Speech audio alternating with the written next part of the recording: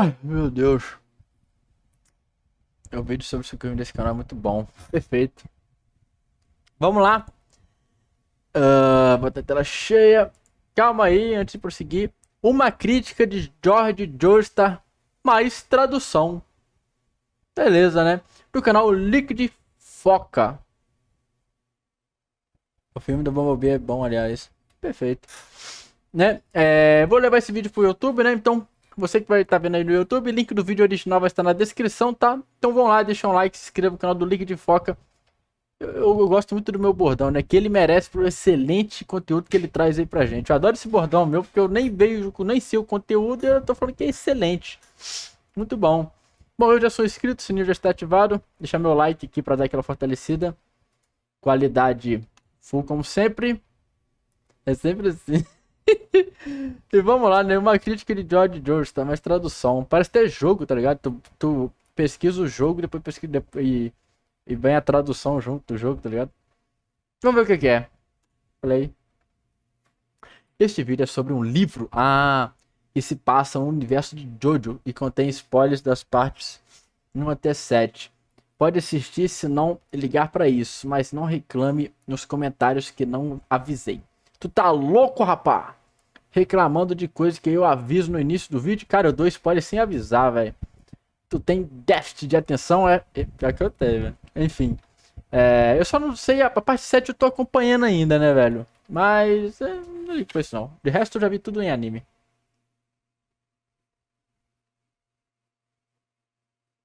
Pois é, o 7 eu tô acompanhando pelo mangá, velho. Resumo. George Joestar é o equivalente literário do filme The Room. I did not hit her. It's not true. It's bullshit. I did not hit her. I did not. Oh, hi, Mark. Desculpa, uma pergunta. Quem é George Joestar mesmo? Quem que é George Joestar? É o pai do Jonathan? Eu não lembro. Ou é o pai do Joseph? Eu não lembro, cara. Recorda ele aí. Quem é? É o pai do Joseph. Perfeito. Aquele que tava na guerra, não é? Que era piloto de helicóptero, avião, sei lá, alguma coisa assim. É esse, não é assim, né? Perfeito. É o melhor pior livro que eu já li. Ele tem uma premissa tão boba que parece uma fanfic escrita por um fanboy de JoJo no ensino fundamental. Porém, ainda Eita. assim, a obra me cativou e conseguiu prender a minha atenção até o final da história. Esse livro merece mais destaque, tanto por ser Olha aí, mano. Aquele velhinho que a gente acabou de ver no filme do Transformers, eu lembrei desse cara aqui, ó. O cara do Alzheimer, cara. Esse velho aí, velho. Era isso aqui mesmo, velho. Ambos se têm o mesmo nome. JoJo no ensino fundamental.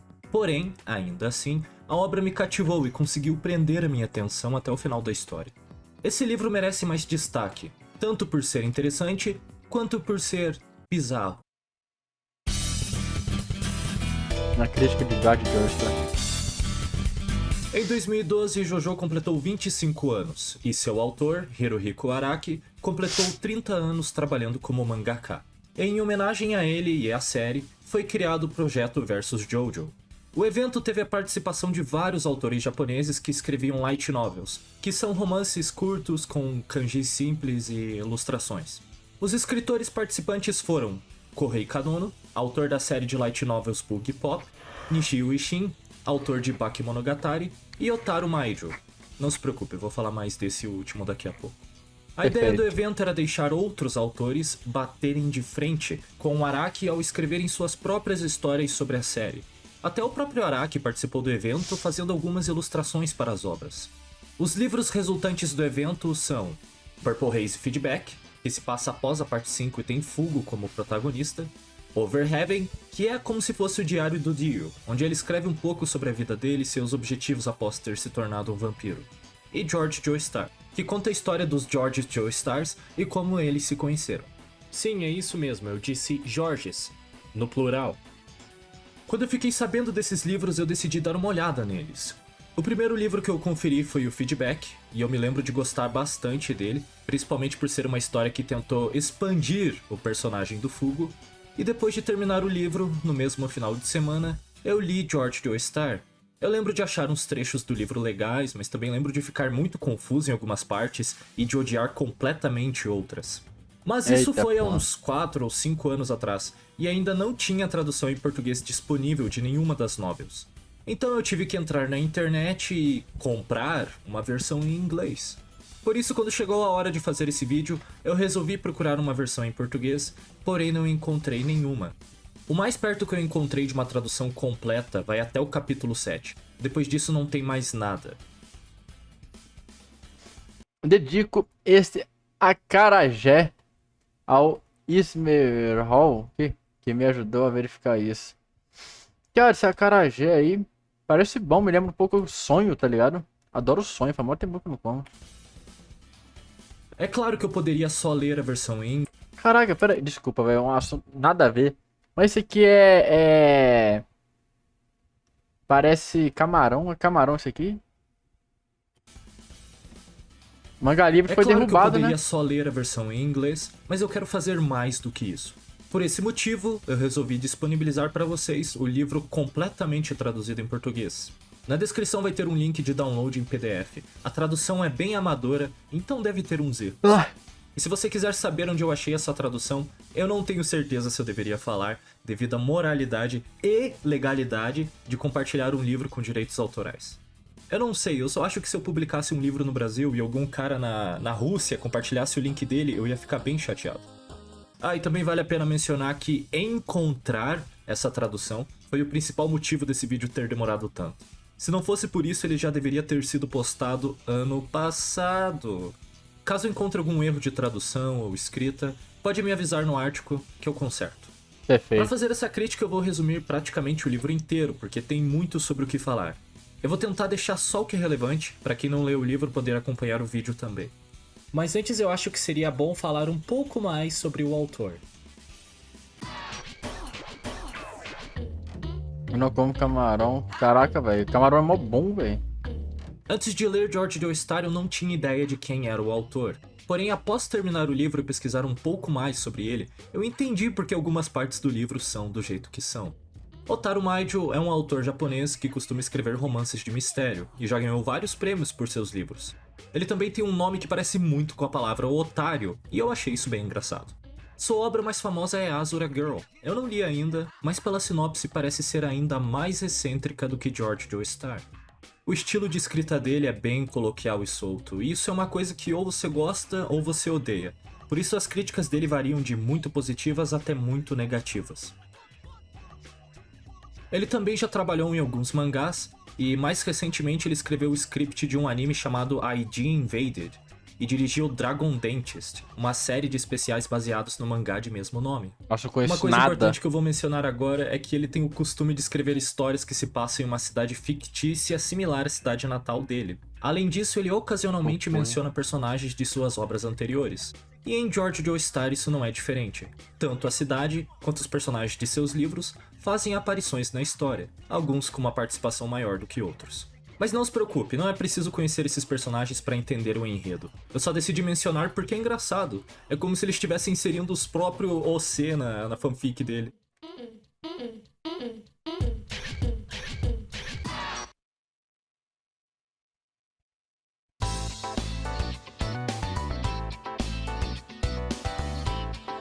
Eu vou resumir a história do livro e já apresentar Bora. as minhas críticas. Vou tentar simplificar o máximo possível porque tem horas que é bem complicado de entender.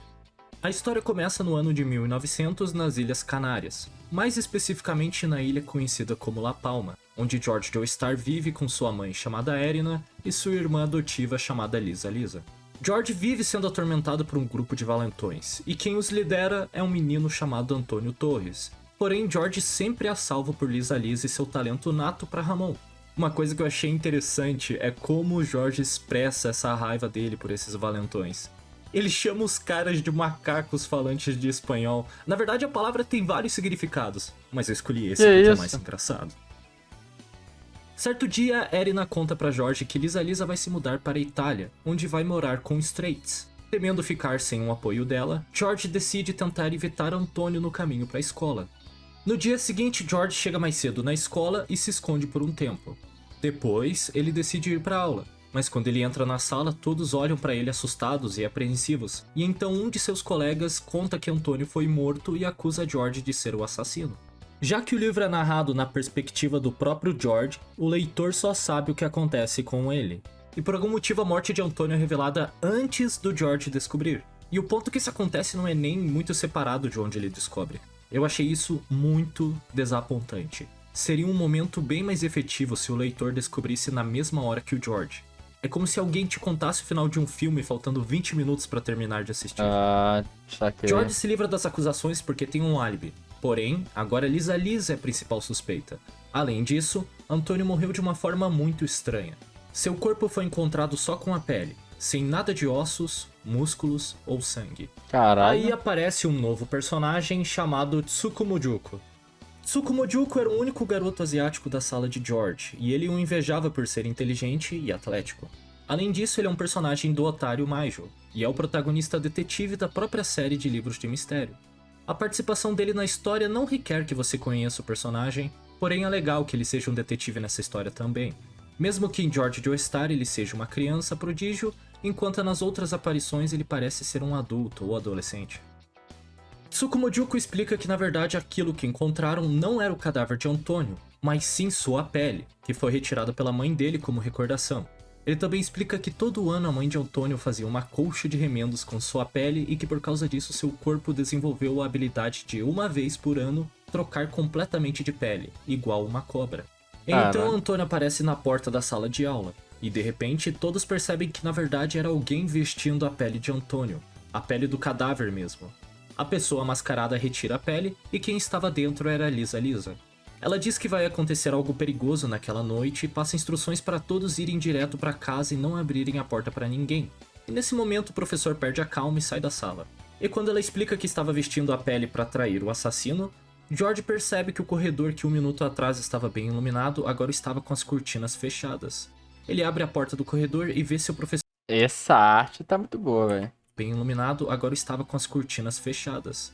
Ele abre a porta do corredor e vê seu professor fechando as cortinas. Quando o professor fecha a última cortina, George percebe que o corpo dele estava se desfazendo quando pegava a luz do sol, o que é estranho, porque quando ele estava na sala ele estava bem. O livro não diz isso diretamente, mas dá pra presumir que alguém transformou o professor em um zumbi. E este alguém estava de pé no teto. Ao ver isso, Lisa diz pra George se afastar e conta que o assassino na verdade era o pai de Antônio transformado em vampiro.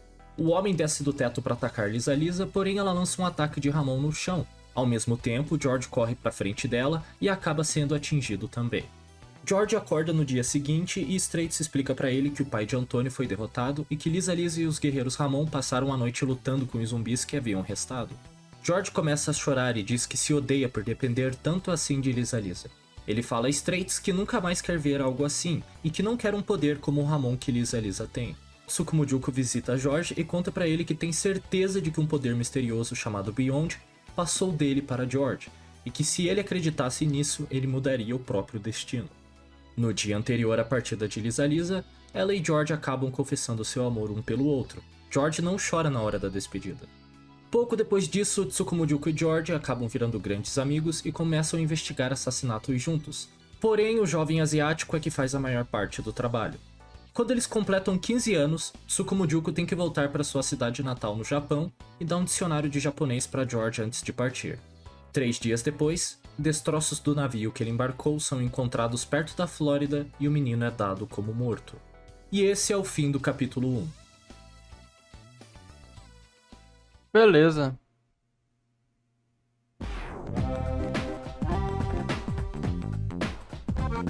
No segundo capítulo, nós somos introduzidos ao outro protagonista do livro, George Joestar. Ele é um detetive japonês do ano 2012 que foi adotado pela família Joestar. Ok, agora eu quero que você preste atenção. O livro alterna entre esses dois personagens. Por isso, para ser conveniente, eu vou chamar o protagonista que eu acabei de introduzir de George 2 e o anterior de George 1. Um outro detalhe legal é que cada um deles tem sua própria fonte. Por exemplo, os capítulos narrados... Pô, eu vou ficar perdido nessa história aqui, velho. Eu já tô perdido. O legal é que cada um deles tem sua própria fonte. Por exemplo, os capítulos narrados pelo George 1 estão escritos em Times New Roman, enquanto os do George 2 estão em Calibre. George 2 conta que alguns detalhes dos assassinatos que ele resolveu estavam tirando seu sono por serem incomuns. Ele começa formulando várias teorias do que pode estar errado, e apesar de eu achar essa parte interessante por nos mostrar como o George 2 pensa e nos informar sobre o que está acontecendo, ela ficou muito repetitiva. Ele analisa os detalhes dos assassinatos e forma uma teoria de meia página só para descartar tudo na próxima fala e começar de novo. Isso não seria tão ruim se todas as teorias importassem, porém pouco disso é relevante para a história. De repente ele percebe que na verdade a ordem e o local em que as vítimas foram encontradas formavam um quebra-cabeça que apontava para uma área específica de sua cidade. Ele decide ir para lá no meio da noite e acaba encontrando uma casa em chamas cheia de água do mar. E no meio da água ele enxerga uma pessoa, e essa pessoa era Tsuko Mujuko. Depois de ser levado para um hospital, Tsuko Mujuko conta que veio de 1912 e que a última coisa que se lembra era de estar navegando perto da costa da Flórida, no Oceano Atlântico. George 2 fica muito confuso, pois não existe um Oceano Atlântico. Na verdade, só existe um oceano e um continente no mundo dele. Tsuko Mujuko desenha um mapa do seu próprio mundo e compara com o mapa do mundo de George 2. Eles então descobrem que o navio do garoto japonês havia entrado dentro do Triângulo das Bermudas, e que talvez ele pudesse voltar pelo mesmo lugar no mundo de George 2. Tsuko Mujuko menciona George 1 e conta sobre os casos de sala trancada que resolveram juntos, e também sobre o verdadeiro mentor por trás dos crimes, que incentivou os assassinos de todos os casos, Javier Cortez.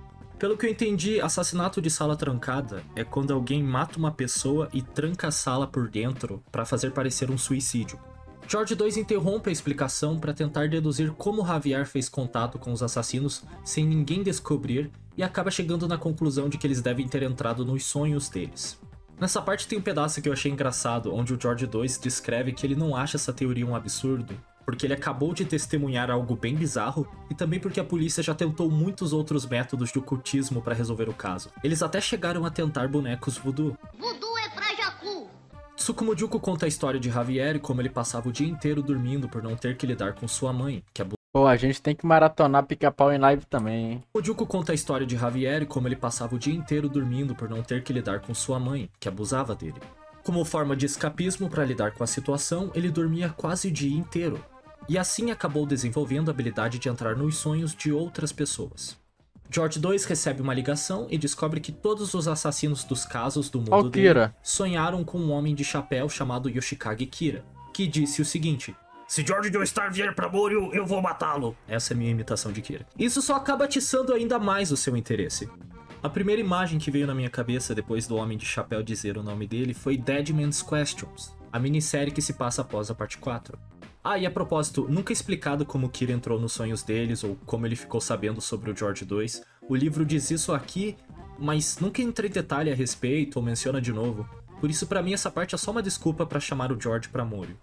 George 2 volta pra casa e na manhã seguinte ele descobre que Tsuko Mujuko foi encontrado morto em Moryu. Por isso, ele decide visitar a cidade. Fim do capítulo 2. Capítulo 3. Li rapidinho.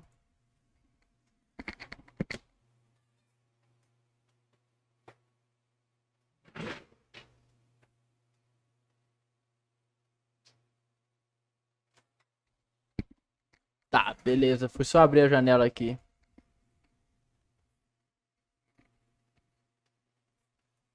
Fui abrir a janela aqui pra entrar um ar, velho. O Void tá entendendo, o Void tá acompanhando direitinho, hein? Tá sacando a história, né, Void? No final, crianças da aula de hoje, eu quero um resumo de tudo que foi dito aqui, tá?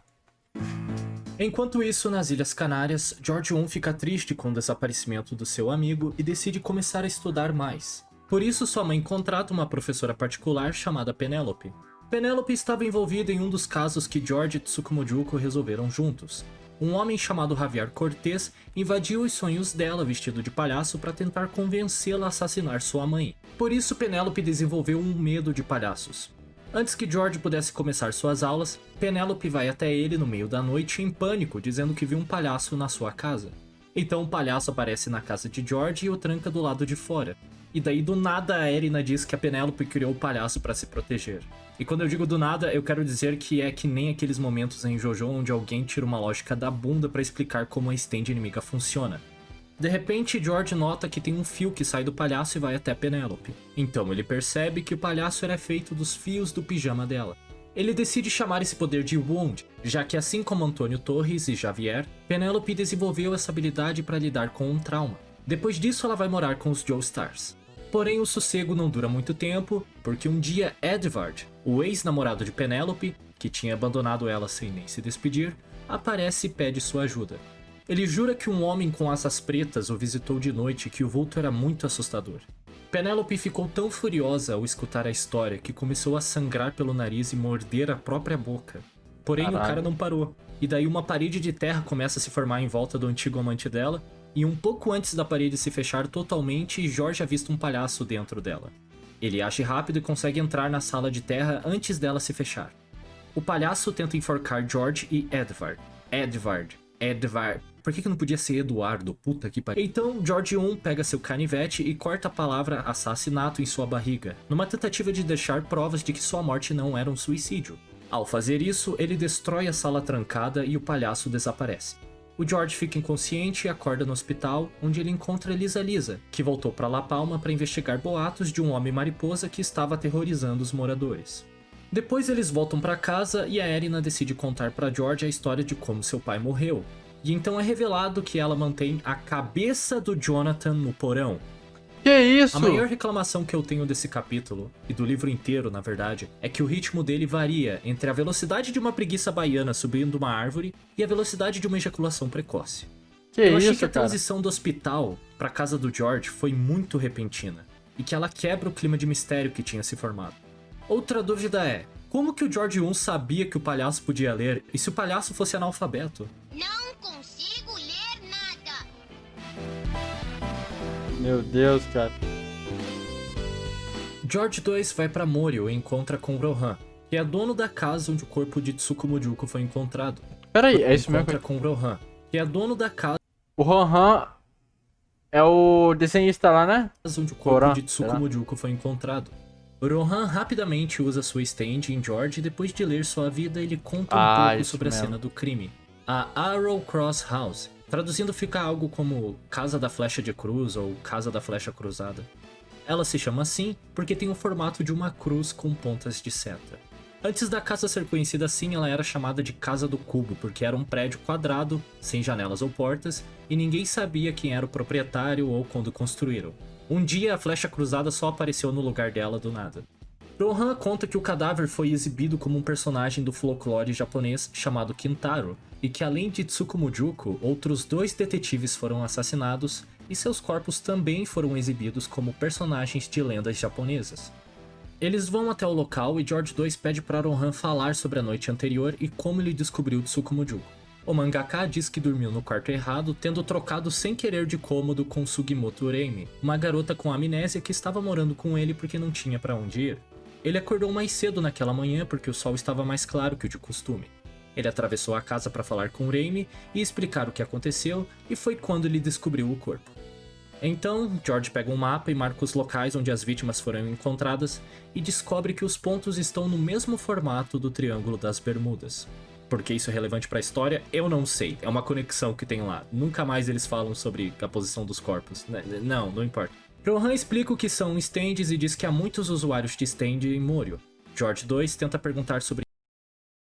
Tá mudo aí? Deu ruim. Vai até voltar um pouco aqui. Tá mudo aí o bagulho?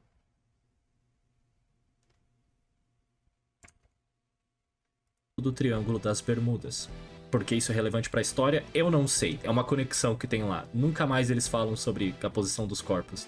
Não importa. Rohan explica o que são stands e diz que há muitos usuários de stand em Morio. Cara, Void, eu confesso pra você que eu tô prestando atenção, mas chegar lá no final, eu já não lembro nem o que foi dito no começo, meu irmão. E lembrando, não é culpa do rapaz aqui do vídeo não, tá? Ele tá explicando da melhor forma possível, é porque eu tenho um déficit de atenção mesmo, velho. Eu sei lá, mano, eu pisquei e já perdi a história, tá ligado? E... Cara... Pra mim pegar todas as nuances disso aqui, velho, eu vou ter que ver esse vídeo umas 5 vezes, velho, mas... Sempre assim, velho. Eu só entendi o vídeo Ah, eu só entendi o vídeo pela segunda vez. Mas é assim mesmo, velho. Acontece, velho. História, eu não sei. É uma conexão que tem lá. Nunca mais eles falam sobre a posição dos Exatamente. corpos. Não importa. Rohan explica o que são stands e diz que há muitos usuários de stand em Morio. George 2 tenta perguntar sobre Yoshikage Kira, mas de repente se esquece do nome. Rohan revela que usou o Heaven's Door para evitar que George falasse o nome de Kira em voz alta, porque isso ativaria o Bites the Dust, que o mataria instantaneamente. De repente a campainha toca e Rohan pede pro detetive atender a porta. Ele sai da sala pedindo a Raimi para ir com ele. George estranha isso porque ele não tinha visto mais ninguém ali com o Rohan. Na porta há 3 estudantes do ensino médio. Eles confrontam George 2 porque acham que ele é o Kira. Caralho. Um deles é Fukashigi Nijimura, que agarra George pela garganta com seu stand, enquanto seu irmão, Muruyotaisu Nijimura, procura por Rohan. O terceiro aluno, Koji Hirose, apenas observa a situação. Fukashigi diz que George pode ser o Yoshikage Kira disfarçado, mas assim que pronuncia esse nome, ele desaparece. Muruyotaisu fica furioso, mas George jura ser inocente e promete encontrar o irmão dele. George deduz que Raimi na verdade é uma stand, por isso que ele não conseguiu vê-la antes, e ele pede a Rohan para usar o Heaven's Door e escrever que ele consegue ver stands. Após isso, ele finalmente é capaz de ver Raimi e as stands dos estudantes. Muruyotaisu tem 3 golfinhos voadores e Koji tem um propulsor de hélice parecido com o de Doraemon. Rohan também usa sua habilidade nos 2 estudantes para que eles possam ver projeções astrais. Ambos os garotos ficam surpresos ao finalmente ver que Rohan estava ali o tempo todo. George 2 então explica que a habilidade da Raimi é mover as setas da casa da flecha cruzada e que ela deve ter colocado Fukashigi e Rohan embaixo do prédio para evitar que eles explodam devido ao efeito do Bites the Dust. De acordo com o livro, isso funciona porque embaixo da casa não havia oxigênio para iniciar a explosão. E depois eles voltam atrás e dão outra explicação, mas isso não vem ao caso. George 2 conta sua teoria que na verdade Rohan foi dormir no quarto certo e que a casa deve ter se movido de noite, fazendo com que ele acordasse no lado errado. E de repente a cidade de Morion inteira se separa do continente e começa a se mover em direção ao mar. Rohan não se abala com isso e decide contar para George 2 que quando leu a vida dele, todos os casos que ele resolveu estavam marcados como fraude e que apenas uma parte do que estava escrito era real. Essa parte dizia que ele nasceu em 1889 nas Ilhas Canárias, virou um piloto de avião, lutou na Primeira Guerra Mundial e foi assassinado em 1920. Fim do capítulo 4.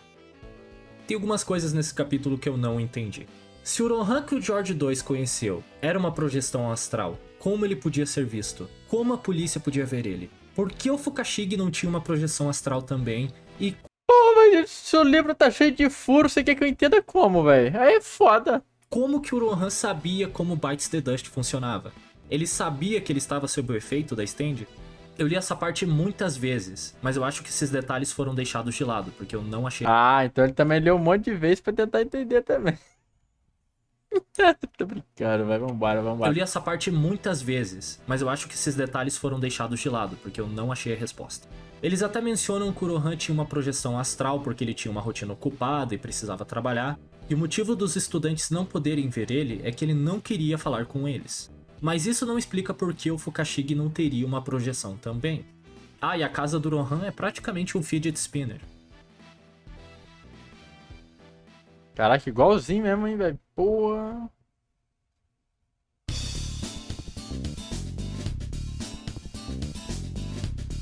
Esse capítulo é quando a história começa a desmoronar.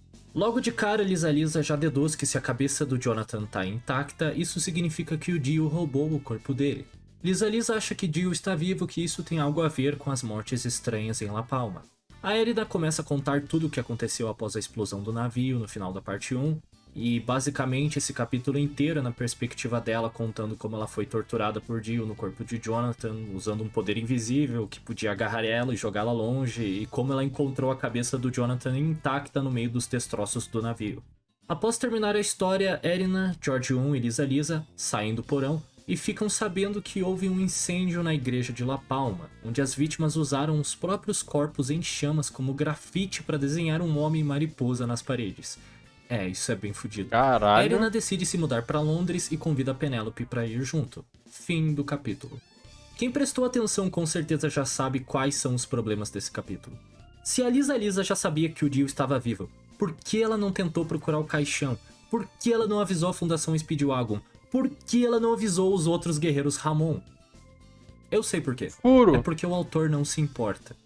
Foi nesse capítulo que eu percebi que ele não liga muito pro que é canon em JoJo, ou se tem alguma parte do livro Mano, acho que o cara nem viu o Jojo, velho. O cara só meteu foda-se aí, velho. Ô, me passa o resumo da obra aí.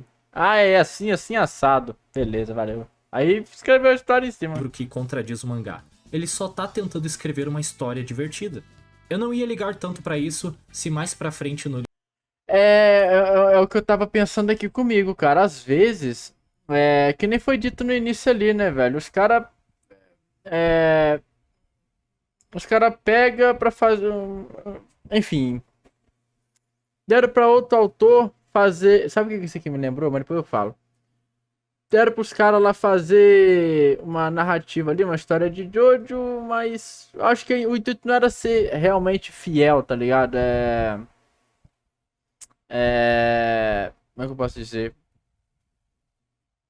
No sentido de que tem que ligar todos os pontos. Eu acho que o intuito é ser divertido mesmo. Ver como eles fariam a história na perspectiva deles, tá ligado? Eu acho que era esse o intuito. Então, cara, sei lá, mano. Eu acho que a vibe é mais na diversão mesmo e não pra fazer sentido na história, tá ligado? A árvore desse cara é top, quero metal. Que isso, cara? Eu acho que o intuito era ser escrachado mesmo, era ser zoado, sei lá, era só pra, né? Sei lá, velho. Diversão mesmo. tentando escrever uma história divertida. Eu não ia ligar tanto pra isso se mais pra frente no livro ele não tentasse enfiar elementos de todas as partes na história e escolher a dedo quais deles são relevantes. Olha aí, ó. Eu acho que é isso mesmo, cara. Eu acho que ele pegou e quis fazer uma história dele, como se fosse dele, tá ligado? Tá ligado aquela continuação que ignora os filmes anteriores? É tipo isso, velho. Exemplo, o livro estava insinuando que o Dio liberou The World quando ele roubou o corpo do Jonathan.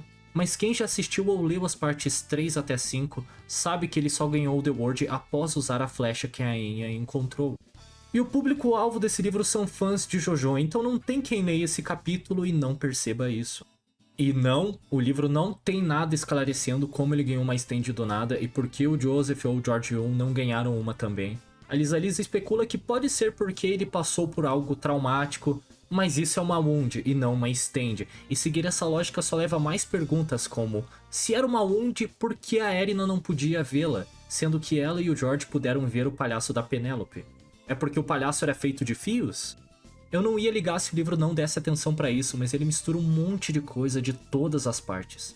JoJo Nossa, é bem mano. inconsistente. O que uma stand pode ou não fazer muda um pouco de uma parte pra outra, mas o livro nem tenta explicar os furos do enredo, ele só espera que você esqueça deles. Isso aqui é um recado pra um certo, né, uma certa obra aí, né? Tá ligado? Que pega várias pessoas diferentes pra fazer a obra, tá ligado? Pô, bota esse autor pra fazer esse aqui, bota aquele autor ali pra fazer aquilo lá. E puta que pariu, tá com furo pra caralho. Ah, bota a linha do tempo alternativa aí, mano. Eu sei que não faz sentido nenhum, mas bota a linha do tempo aí. Fala que é outra linha do tempo. Ah, mas isso aqui não conecta. Ah, não, mas é porque é outra linha do tempo. Então, tá ligado? É isso aí, velho. Desculpa.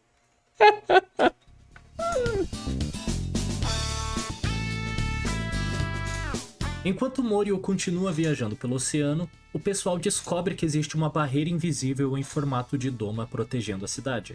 Rohan desenha um mapa e é revelado que o centro exato da barreira é a escola Budogaoka.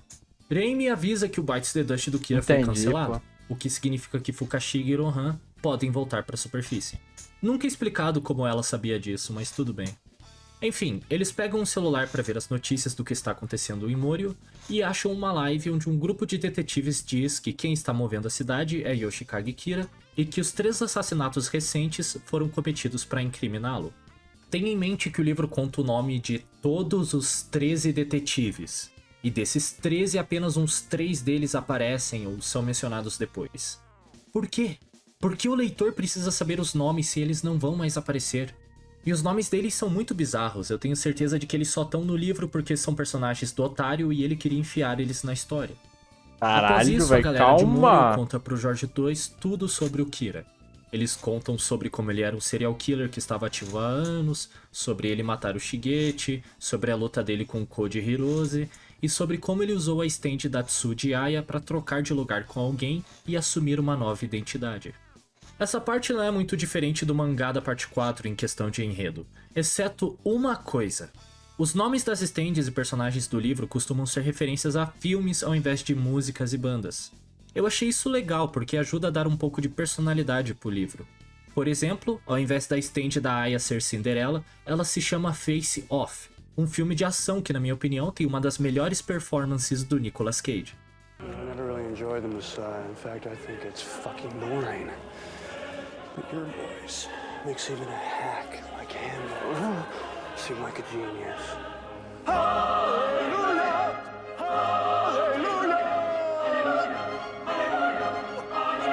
Que isso, cara? De volta à história, o ex-presidente dos Estados Unidos, Fanny Valentine, Busquem o filme. Quer dizer, vamos buscar esse filme aí, nós vamos assistir ele em live. Face de Off. volta à história, Busca o nome do filme. O filme tá ali, ó. Tô prestando atenção no vídeo. Vamos assistir em live. De volta à história, o ex-presidente dos Estados Unidos, Fanny Valentine, se agarra à barreira e avisa o pessoal que se Morio continuar se movendo, o exército americano vai tombar a ilha para tentar pará-la. Nesse momento, uma van com alto-falante passa com um aviso para todos se reunirem no ginásio do Colégio Budogaoka. O pessoal usa stand de golfinhos voadores de Moroyotaiso para voar pela cidade e no caminho encontram um prédio que parece ter pegado fogo recentemente.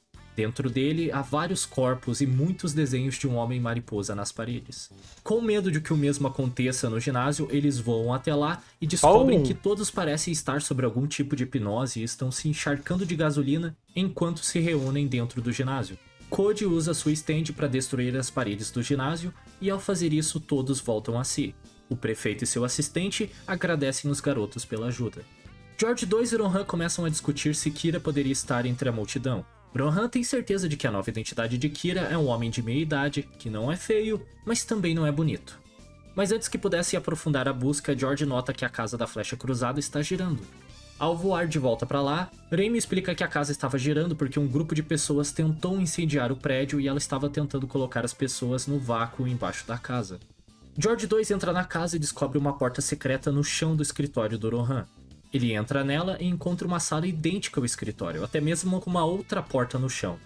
Ele continua descendo e investigando até chegar à conclusão de que essa na verdade era a casa do Cubo, que tem as propriedades de um Tesserato. Tesserato é um negócio que é meio difícil de explicar, mas tem a ver com a quarta dimensão. Basicamente, a casa do cubo é um cubo dentro de outro cubo, mais ou menos. Olha, eu não sou físico, tá? Essa é a melhor explicação. De repente, George 2 escuta uma das portas se fechando e com medo de encontrar um intruso, ele decide voltar para a superfície. E quando ele olha para fora, ele vê a ilha Nero Nero, famosa por ser o quartel-general da família Pacione, vindo direto em direção a Morio. Fim do capítulo 6. Eu gostei desse final, ele foi bem impactante. Ele te faz querer saber mais sobre o que vai acontecer. Só que antes disso, é hora de voltar pro George 1.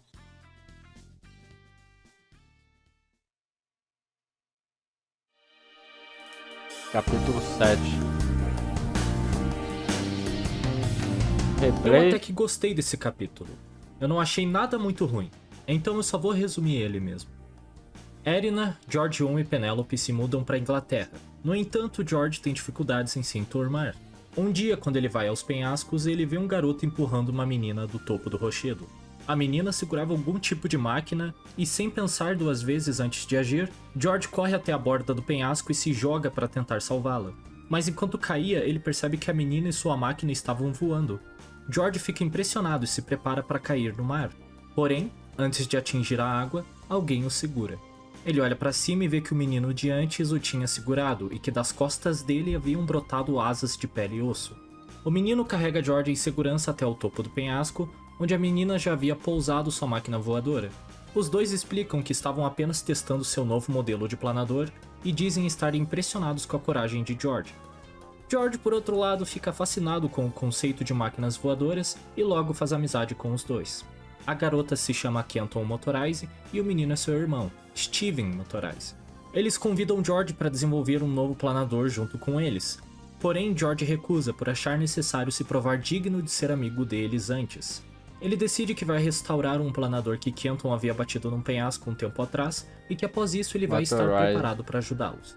George também conhece Isso tem algum significado? Motor, né? E Rise. O que significa Rise? Rise poderia ser o quê? Pesquisa aí qual é o significado de Rise, velho. Deve ter algum significado importante que, né? Rise. Aí acender, velho. Pô, achei que tinha alguma coisa a ver com voar, tá ligado? Levantar, acender. Pois é, tem a ver com, né, o avião. Aí eu achei que tinha algo a ver com voar. É, levantar, né, enfim. Levantar voo. Aí eu achei que tinha algo a ver com um avião a motor, tá ligado? Sei lá. a irmã mais nova deles, a Darlington, que parece ter uma queda por ele. Ela e George se dão bem e adoram falar sobre livros. No entanto, um dia os dois têm uma discussão porque ela estava tentando fazer ele ficar com ciúmes, falando de um outro cara chamado William Cardinal. George fica com raiva e decide ir embora da mansão Motorize, porém antes dele sair, o mordomo da família diz que tem uma visita na biblioteca esperando por ele, e que é alguém que fala espanhol. Com o anseio de que seja alguém de La Palma, George abre a porta e fica sem palavras quando vê Tsukumo Juko sorrindo. Desculpa pausar aqui, a gente vai perder completamente o contexto, mas... Motorize, velho. Se fosse algo ligado ao Nikola Tesla, faria mais sentido. Motor, né? A bobina. Rise, acender, né? A luz, faça-se a luz, tá ligado? Aí acho que teria mais a ver, tá ligado? Ia combinar mais, acredito eu, né? Diz que tem uma visita na biblioteca esperando por ele, e que é alguém que fala espanhol. Com o anseio de que seja alguém de La Palma, George abre a porta e fica sem palavras quando vê Tsukumo Juko sorrindo para ele. Tsukumo Juko conta o que aconteceu em 2012, incluindo tudo sobre George 2 e sobre como ele tinha ido parar em um lugar chamado Casa da Flecha Cruzada. Nesse instante, George percebe que o menino estava flutuando acima do chão e que ele era que meio brisei bravo o quê, velho? Faz O sentido. garoto japonês Oxe. fala que George não precisa ter medo, que isso deve ser obra do Beyond. Tsukumo Juko estende a mão e diz que se encontrarão novamente mais uma vez. Quando George pega na mão dele, tudo fica escuro. Então, a mão de Tsukumo Juko dá lugar a uma mão com dedos finos e palma pequena. Era a mão de Lisa Lisa. Após a surpresa do encontro passar, Lisa Lisa explica que ela e os guerreiros Ramon estão em um templo subterrâneo secreto em Roma, procurando pela Pedra Vermelha de Asia. Os dois continuam conversando até que começam a ouvir sons de algo muito grande respirando. Quanto mais a inquietação dos dois aumentava, mais a criatura parecia crescer junto. George não tem ideia do que o monstro seja, mas por algum motivo ele pensa em um gorila-aranha gigante. Mas então ele começa a pensar: se era mesmo um monstro tão grande assim, por que ele não havia atacado? Por que ele só estava assustando os dois? Ele chega à conclusão de que talvez a criatura nem esteja lá de verdade, talvez seja só o produto da imaginação dos dois, o resultado do medo de incontáveis exploradores que entraram naquele templo ao longo dos séculos. George põe sua teoria à prova e tenta animar o clima fazendo Lisa Lisa rir. Logo em seguida, a criatura some. Os dois continuam explorando a escuridão até encontrar a pedra. Na saída do templo, os guerreiros Ramon esperavam por Lisa Lisa e ficam surpresos ao verem George com ela. George volta com eles até sua base e pega um telefone emprestado para ligar para casa. No telefone, George conversa com sua mãe, que lhe conta que Steven encontrou o corpo de Kenton no topo do penhasco. Na cena do crime foram encontrados o planador que George estava consertando e a arma usada para matá-la, uma faca com o brasão da família Joestar. Caralho. Opa, capítulo 8, já estamos na metade. George 2 usa um binóculo para observar Nero Nero e vê que os mafiosos da ilha estão matando os civis. Porém, antes que conseguisse pensar em um plano, a ilha bate em Morio e começa a escalar até o topo da barreira da cidade usando pernas de inseto gigante. Nero Nero quebra a barreira de Morio e cai bem em cima da cidade.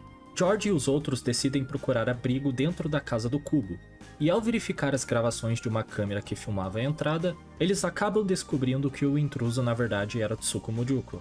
Preocupado com a situação da cidade, George deixa Ronhan e Irene na Casa do Cubo e decide ir para o centro de Morio.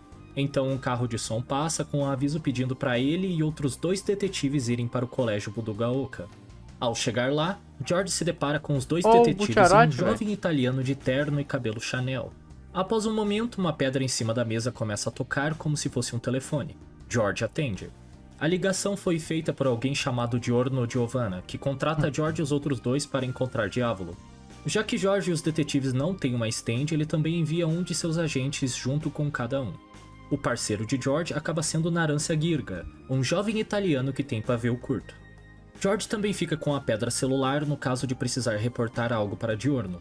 Porém, antes que pudesse começar a investigar, Tsukumo Juko aparece e teleporta George e Narancia para a espaçonave H.G. Wells, que está em uma missão para Marte. Eu tô tentando o meu melhor para resumir de um jeito compreensível, mas às vezes não tem outro jeito de explicar que não seja o mais longo. Ok, se você se perguntou de onde caralhos eles tiraram uma câmera para filmar a entrada da Casa do Cubo, a resposta é que a câmera na verdade era do Rohan e eles só pegaram emprestado para vigiar a porta. Na verdade isso acontece com frequência, o Rohan tem exatamente o que os personagens precisam, quando eles precisam. Isso vai desde equipamentos de alpinismo até termômetros retais. Não pergunte. A desculpa pra isso é que o Rohan é um cara obsessivamente curioso e por isso ele tem um monte de bugiganga em casa. Eu achei isso engraçado e a história não força isso tanto a ponto de ficar irritante. Esse capítulo também tem alguns momentos legais com... Python. Como que eu pronuncio isso? NYPD... Não, pera, tem que ser em inglês, né? Porque o nome tá em inglês. É NYPD Blue. Ok, tá. De novo. Esse capítulo também tem alguns momentos legais com o NYPD Blue, a stand com consciência própria do Fukashigi Nijimura, que acha que é um policial de Nova York. Você provavelmente também deve ter notado que até agora o único JoJo que apareceu foi o Diurno. Eu vou falar mais sobre isso depois. Giorno Giovanna.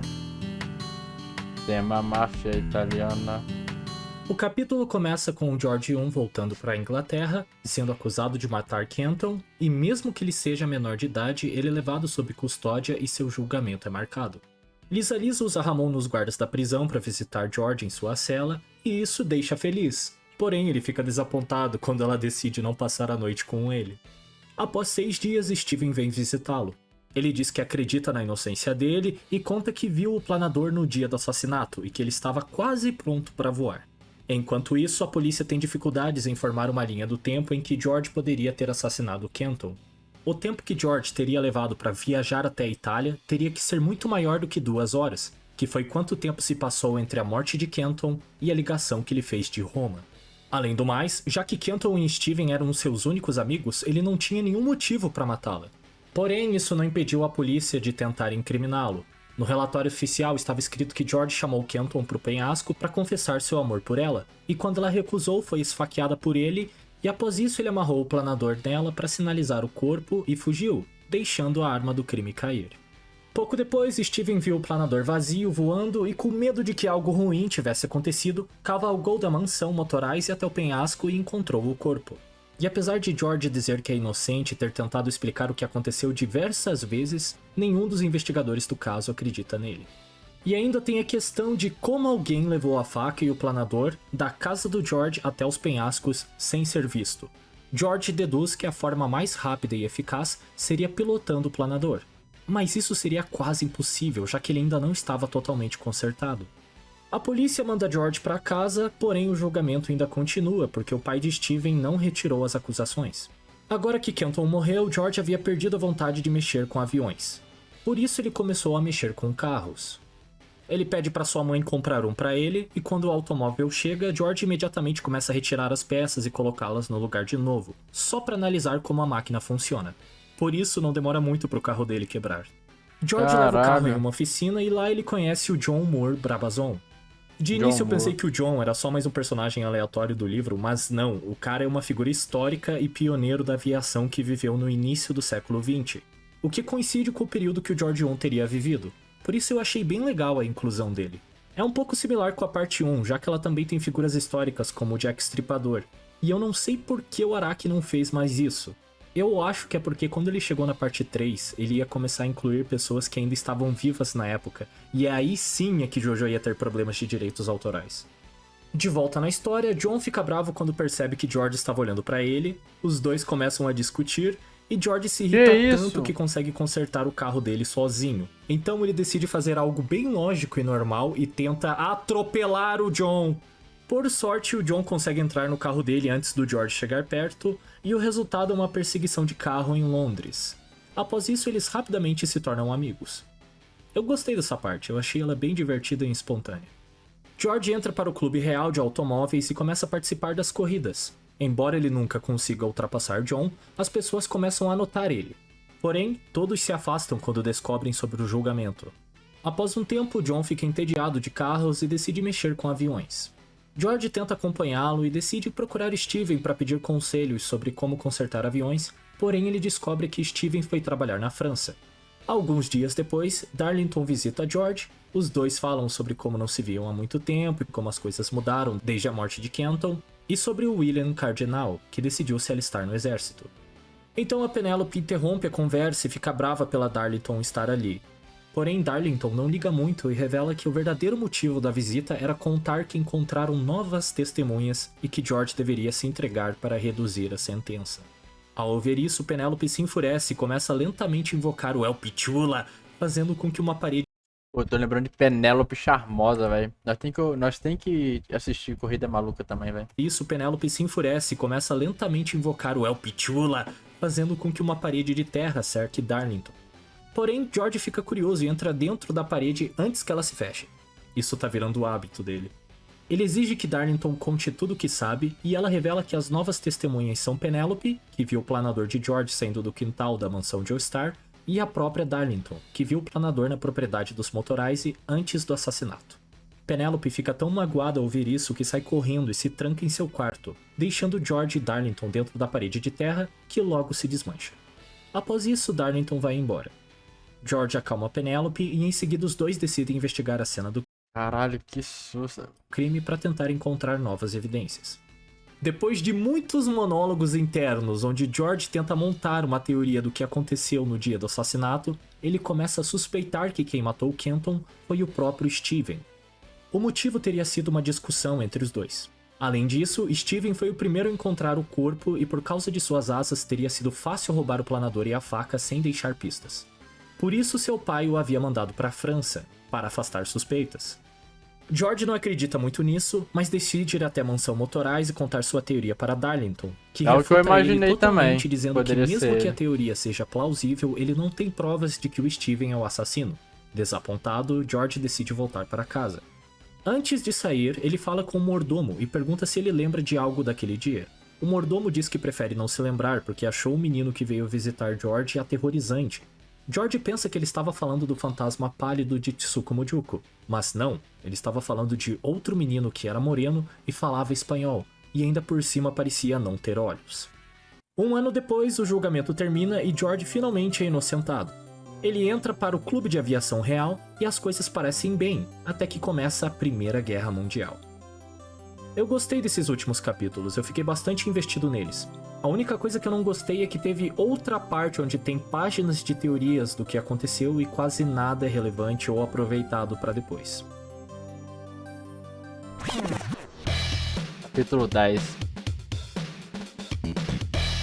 George 2 e Narância ficam confusos com o teleporte, mas antes que pudessem reagir, a tripulação da nave os algema e começam a discutir o que fazer com eles.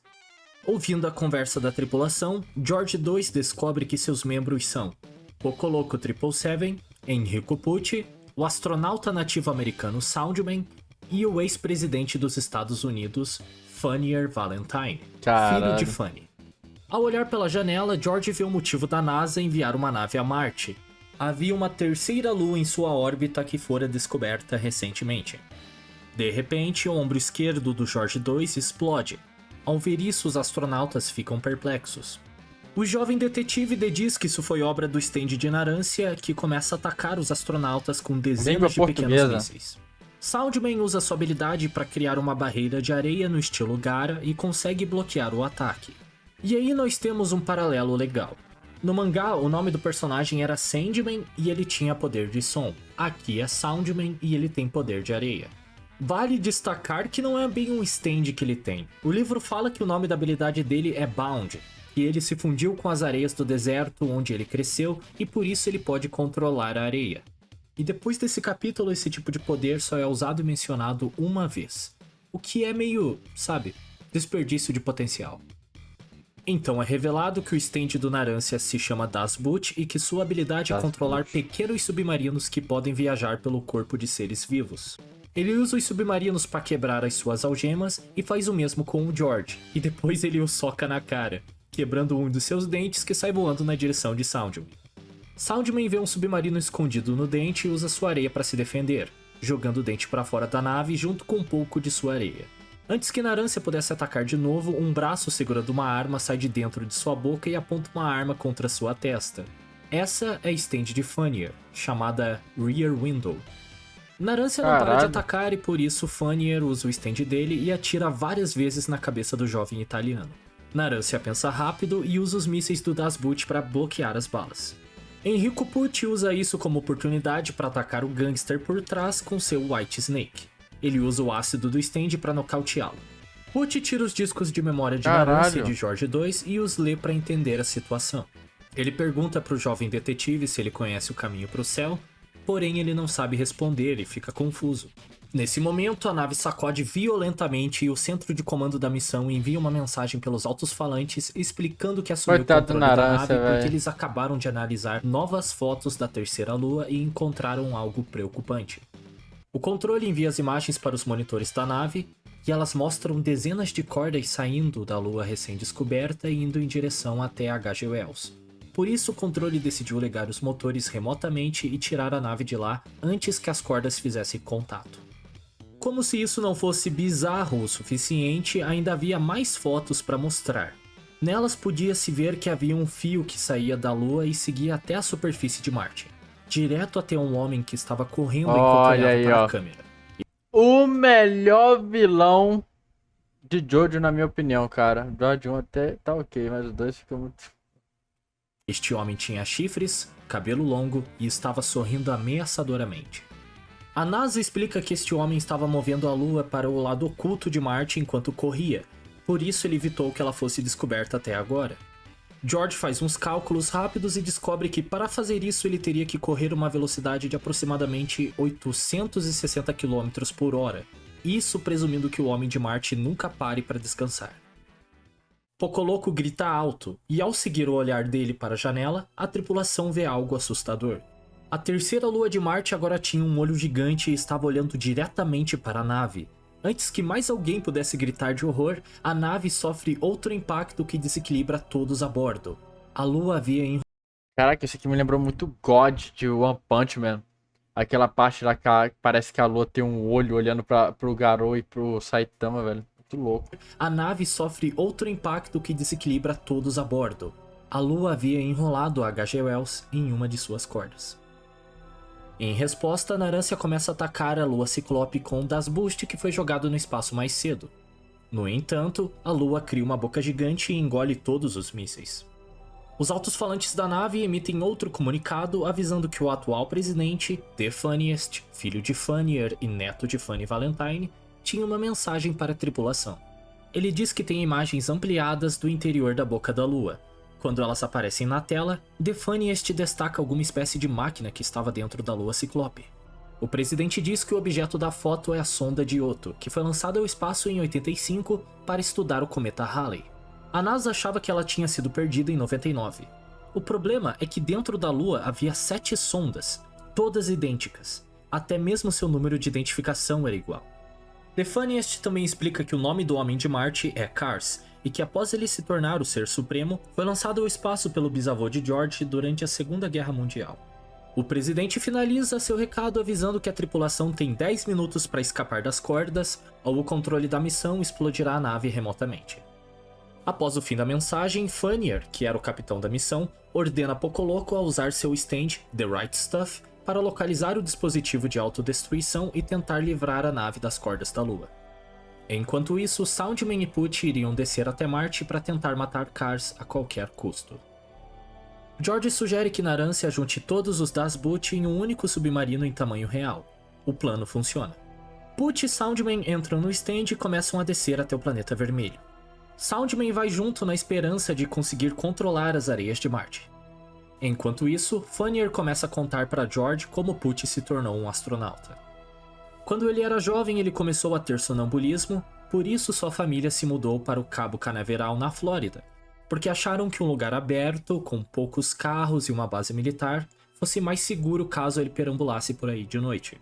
Porém, um dia ele acordou fora da igreja que seu pai dava sermão e voltou correndo para casa, só para descobrir que no lugar dela havia uma cratera. Isso foi causado por um meteoro que a NASA não conseguiu detectar. Esse meteoro, na verdade, era a placa de identificação da sonda de Ioto. Em 97, quando a sonda passava próxima da Terra, ela parou de responder aos sinais da NASA. Seu único rastro foi a placa que caiu na casa de Pucci.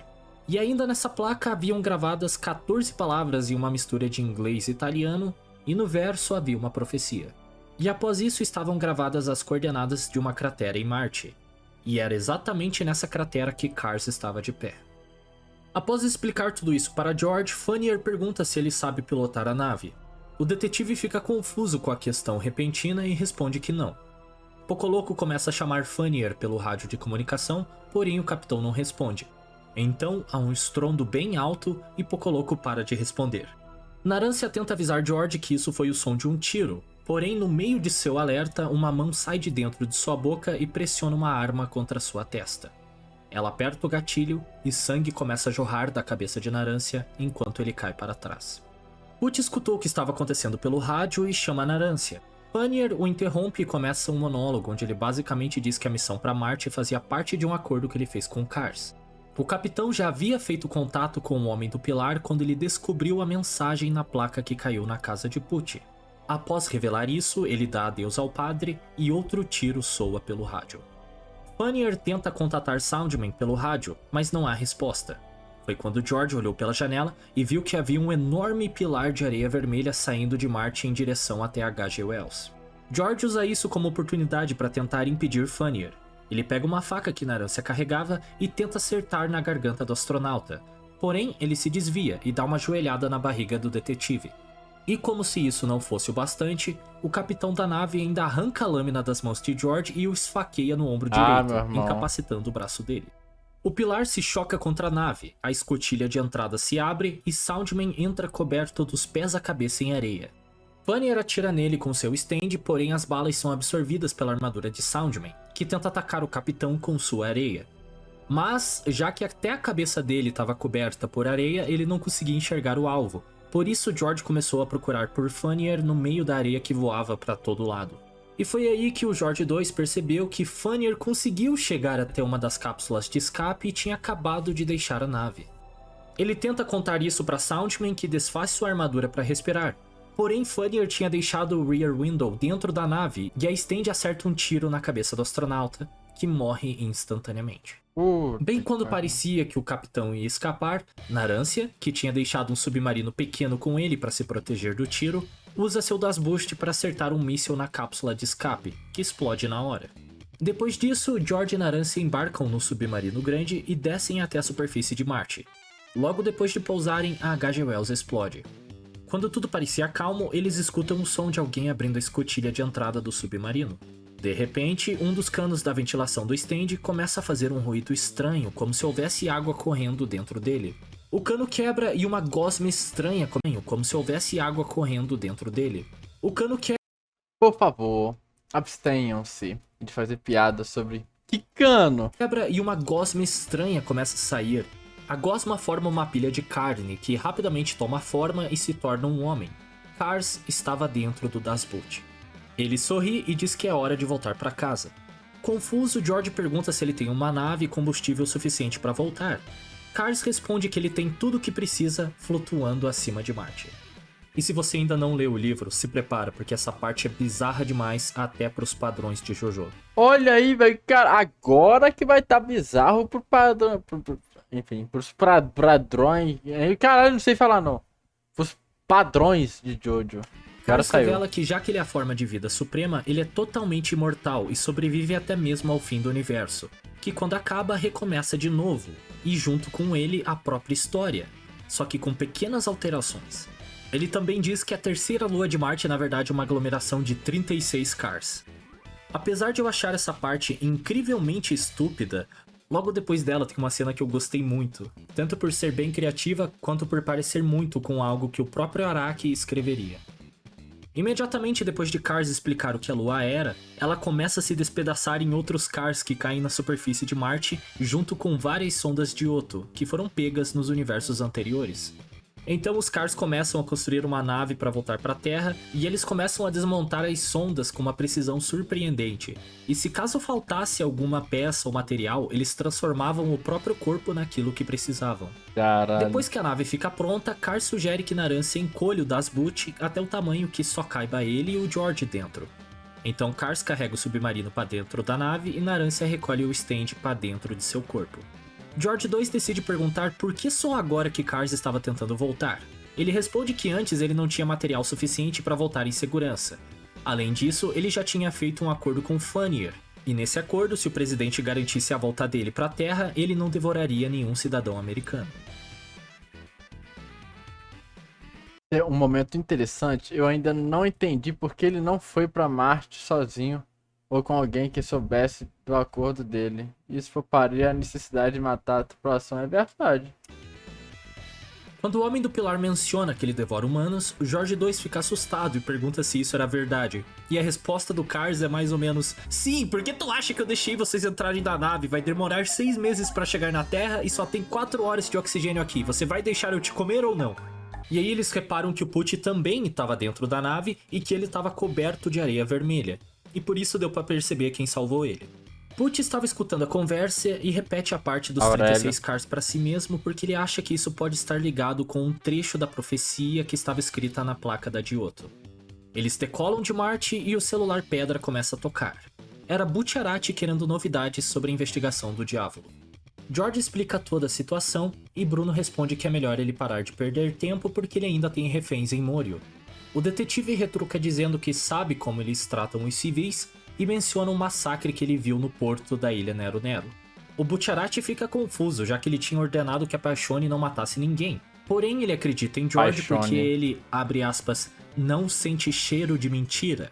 E não, ele não disse isso como se fosse uma expressão. Ele literalmente tá falando que não farejou uma mentira. Isso não seria tão ruim se ele tivesse incorporado isso mais dentro da história de alguma forma.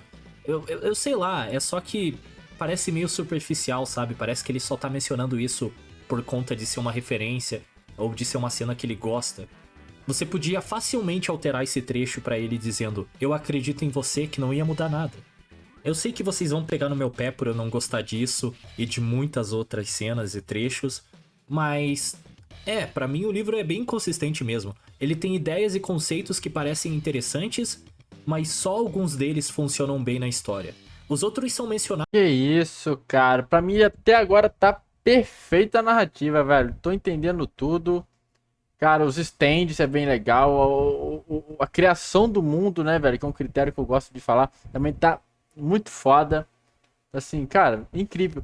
E, cara, algumas artes ali, algumas são bonitas, outras feias.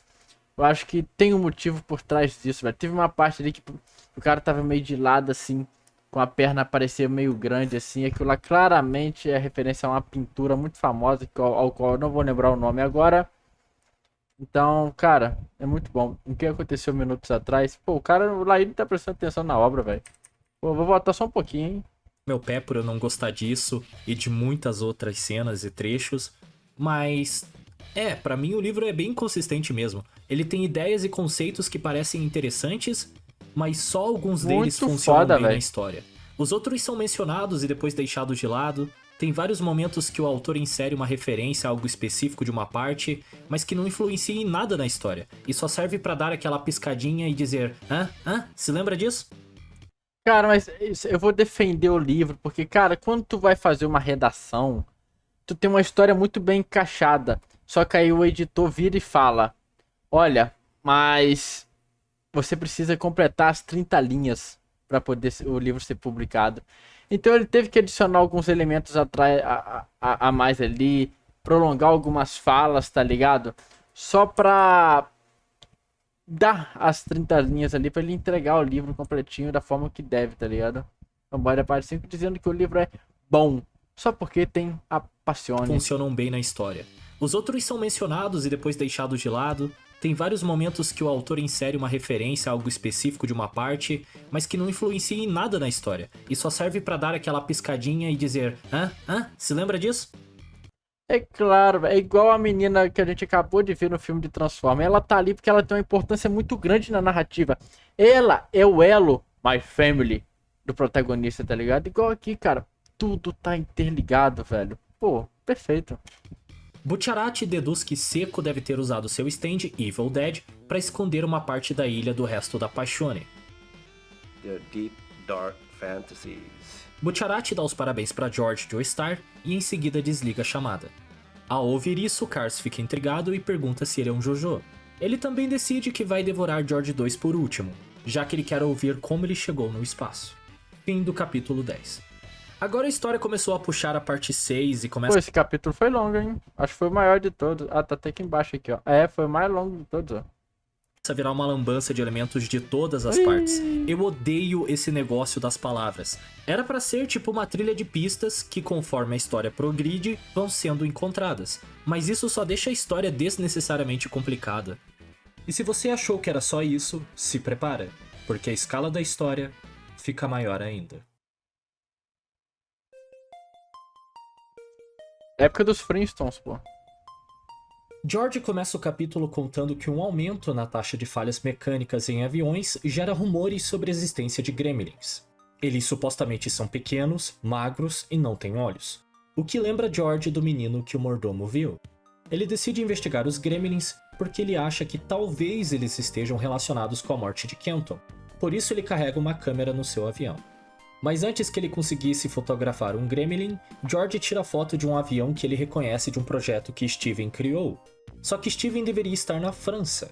Ele decide visitar Darlington, que conta que seu pai e seu irmão descobriram tudo sobre a Máscara de Pedra e os eventos em Wind Knight's Lot, e podem estar planejando ressuscitar Kenton. Aí chega o noivo de Darlington, William Cardinal. Ele e George 1 não se dão muito bem, por isso George vai embora e contata Lisa para avisar o que Steven e seu pai estão fazendo.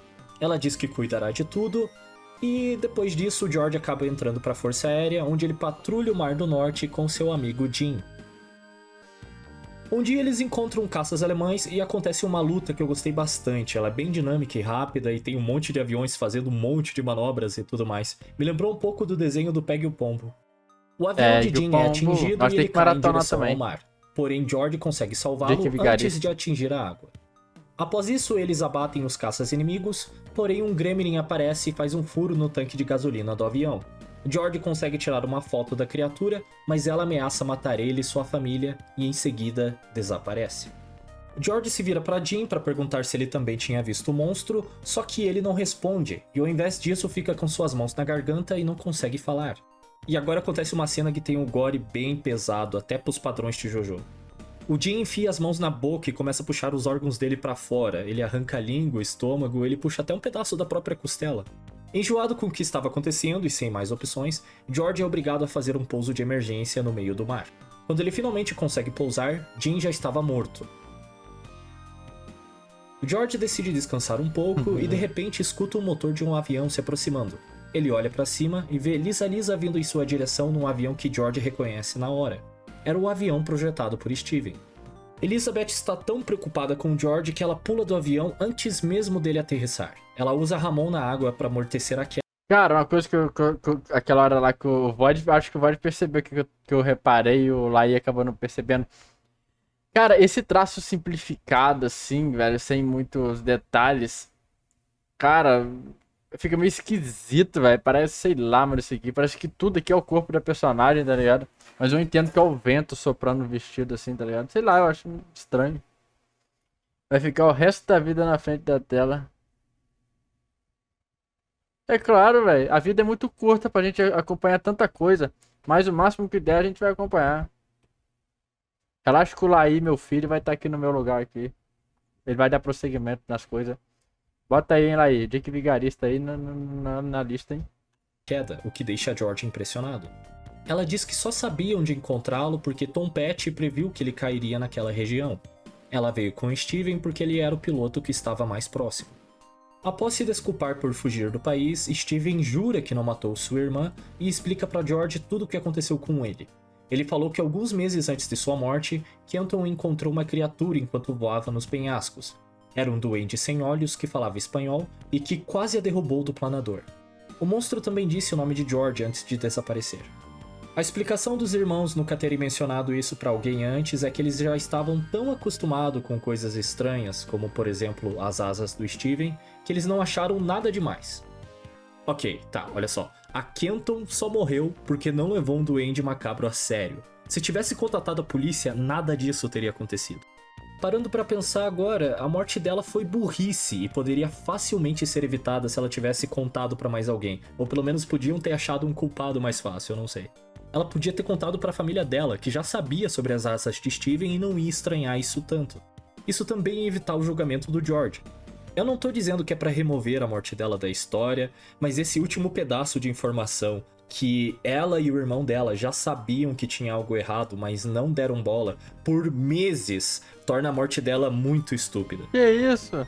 Steven diz que não tem mais interesse em reviver Kenton e leva Lisa e George para a base dos guerreiros Ramon. George liga para a Força Aérea para relatar a batalha e a morte de Jean, e ele descobre que seu novo comandante é o William Cardinal, que tá putaço com ele porque o Jean foi resgatado do mar e disse que o George era um espião do inimigo. Logo após isso, William desliga o telefone com raiva. Então Lisa teoriza que na verdade os Gremlins são Antônio Torres, mais especificamente a pele zumbificada dele, que poderia ter facilmente se escondido nos aviões antes deles decolarem e que também podia usar o vento para planar como se fosse um esquilo voador, o que explicaria como as criaturas desaparecem no ar. Ela ainda diz que é possível que mesmo depois de morto, Antônio continue trocando de pele anualmente, o que a essa altura aumentaria o número dele para casa dos milhares. Já a explicação para Mas pra você ser um homem melhor do que eu, tu tem que sarar essa depressão sua primeiro, hein? o que a essa altura aumentaria o número dele para casa dos milhares. Já a explicação para as diferentes descrições dos Gremlins é que as pessoas acreditavam tanto nos rumores que eles se tornavam reais. Ou seja, tanto os Gremlins quanto o Homem-Mariposa e o Gorila-Aranha da caverna existiam por causa do medo das pessoas. O George fica tão nervoso ao pensar nisso que ele desmaia. Na verdade, essa parte é bem estúpida. Eu achava que o negócio do Gorila-Aranha era por causa da caverna e não pelo medo das pessoas que passaram por lá. Quer dizer que nos centenas de anos que a caverna estava lá, nenhum sequer Mestre Ramon conseguiu chegar até o fim. Os malucos conseguem atrasar o envelhecimento, andar sobre a água, eles conseguem até escalar as paredes tipo o Homem-Aranha, e mesmo assim, nenhum deles teve culhões de andar até o fim da caverna. Eu tô começando a achar que eles têm medo de pedra. Ah, e esse capítulo deixa bem evidente outro aspecto do livro que eu odeio, que é a repetição de frases. Tem vários trechos que são repetidos para dar ênfase. Isso não ia ser um problema, se fosse algo que rolou alguns capítulos atrás e é só feito para lembrar o que aconteceu ou o que tal personagem disse. Só que chega a um ponto que eles repetem coisas do mesmo capítulo. Isso deixa a leitura mais repetitiva do que os vídeos do Ei Nerd. Francamente, Motorize. George 2 conta pra Cars quem ele é e de onde ele veio, e quando ele diz que o bisavô dele, Joseph, morreu há 2 anos, Cars fica chateado e diz que queria matar ele pessoalmente. Eu achei isso bem engraçado, afinal o cara tem mesmo motivo pra guardar rancor do Joseph, já que ele mandou o Cars pro espaço umas 37 vezes. Ele para e observa George 2 e comenta como ele é mais baixo que Joseph. Então, ele casualmente enfia os dedos na cabeça do jovem e depois ele tira. E o George cresce até ficar com 1,90 de altura. De repente, Cars percebe algo estranho. Ele enfia a mão no próprio peito e tira o Dasboot de dentro. Ele fica curioso e começa a desmontar o pequeno submarino com uma precisão impressionante. É uma cena bem parecida com aquela da parte 2 que o Santana desmonta uma arma. Ele até mesmo consegue acessar os arquivos nos computadores do stand. O Cars transforma a boca dele num projetor e projeta uma imagem na parede da nave. Era uma Playboy da Trish. A Trish no universo do George 2, uma atriz pornô. Eu gostei disso. O Narancia fica com vergonha e tenta Quem não gosta? Pô, perfeito, cara. fazer o Cars parar de explanar os gostos dele, mas o Cars prende ele no teto da nave sem fazer muito esforço. Depois a boca dele volta ao normal e o George 2 explica a ele o que são stands. Após ouvir a explicação, Cars imediatamente consegue imitar o stand do Narancia e fazer a própria versão do Dasboot, o que deixa todos a bordo da nave sem palavras. Cars usa o sonar do stand dele e descobre que o Pucci também tem um stand. Aí ele faz um comentário que insinua que quem criou o arco e flecha foi ele. Mas isso contradiz o mangá. pois a parte 5 diz que foi um cara qualquer que usou um meteoro para fazer as flechas. Na verdade, eu vou considerar isso plausível, porque pode ser que ele esteja falando de outro conjunto de arco e flecha que não sejam os mesmos das parte 4 em diante. Eu tô dando muita colher de chá. O Ser Supremo se aproxima de Pucci e também copia a stand dele. Ele usa a versão aprimorada do White Snake que ele acabou de criar para ler as memórias do Pucci. Ao fazer isso, o Cars descobre que quem jogou a placa da Giotto e matou a família de Pucci foi um certo vampiro que estava voando acima da cratera onde ficava a casa do astronauta. Cars também comenta que descobriu uma maneira de encurtar a viagem até a Terra. O Homem do Pilar também decide verificar as memórias do George 2 e soca ele na cara para ejetar o disco, deixando-o bem machucado. O detetive insiste para Cars curar ele e deixá-lo na altura normal. E quando o Cars faz isso, o George esvazia igual um balão e acaba peidando. Eu achei isso engraçado. Eu tenho o senso de humor de uma criança. Cars menciona que em uma das lembranças de George há uma velha foto do Dio, que é idêntico ao vampiro que destruiu a casa de Pucci. Então o George percebe algo. Se o Funnier fez um acordo com o Cars, então quer dizer que os Estados Unidos estavam esperando por ele na Terra. Com medo de que isso gere um conflito armado, ele liga pro Giorno.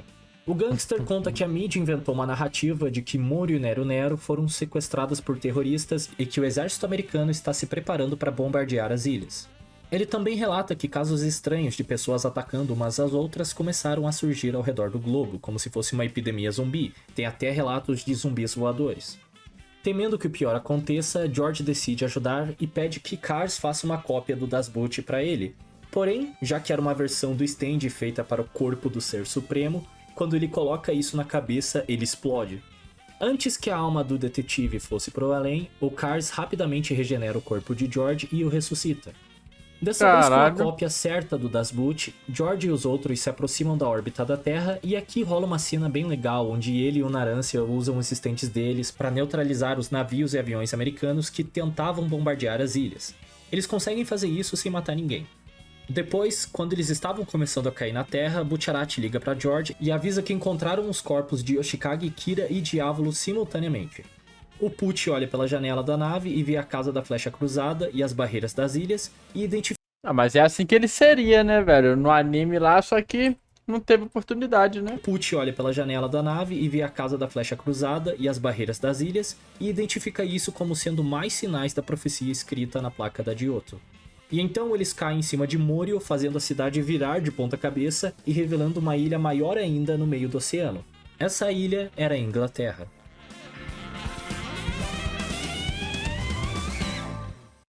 Por que ele que criaria? Oxi, por que não?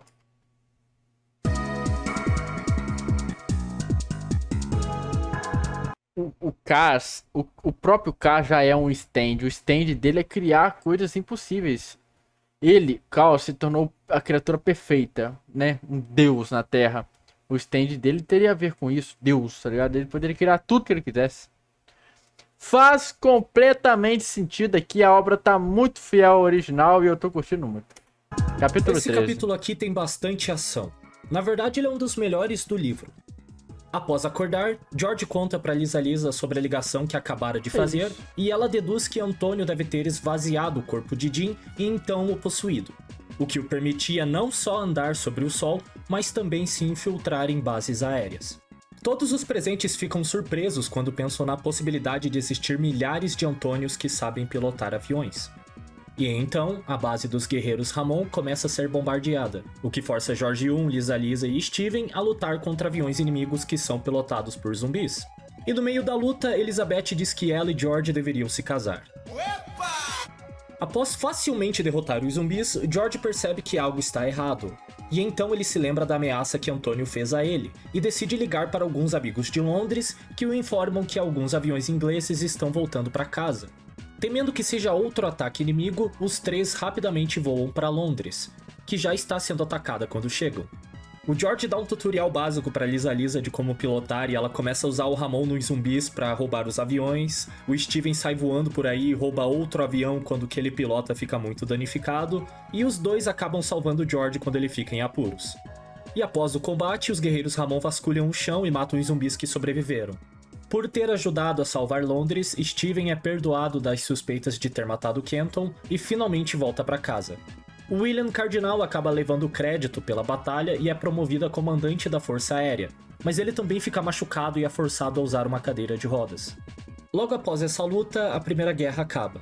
E após a guerra, George se sente distante de Lisa Lisa e vai até a Suíça para falar com ela. E ela fala que estava distante porque ela estava preocupada porque escutou uma profecia do Tom Petty dizendo que o George ia morrer no dia do casamento dele. O George vai confrontar o Mestre Ramon, que fala que talvez ele fique vivo se ele acreditar no poder que rege a vida dele, mas se ele não acreditar, ele vai ser brutalmente assassinado. O George I deduz que esse poder é o Beyond e pede a Elizabeth em casamento, Beyond. e ela logo dá à luz ao filho deles, o Joseph. Erin e Penelope ficam felizes e o Speedwagon começa a mandar um monte de presentes pro recém-nascido. O George I escolhe Steven como seu padrinho, mas no dia do casamento ele se atrasa. Preocupado com seu amigo, o noivo decide ir até a mansão Motorizer. Ao chegar, ele percebe que tudo está muito quieto, mesmo quando ele toca a campainha ou bate na porta, não há resposta, o que é estranho porque o mordomo sempre atendia a porta. O George decide entrar e ele se depara com um zumbi de Kenton devorando pedaços de corpos no chão. Horrorizado, ele usa um atiçador de braças para matá-la, o que o deixa triste. De repente, Cardinal aparece apontando uma arma para George.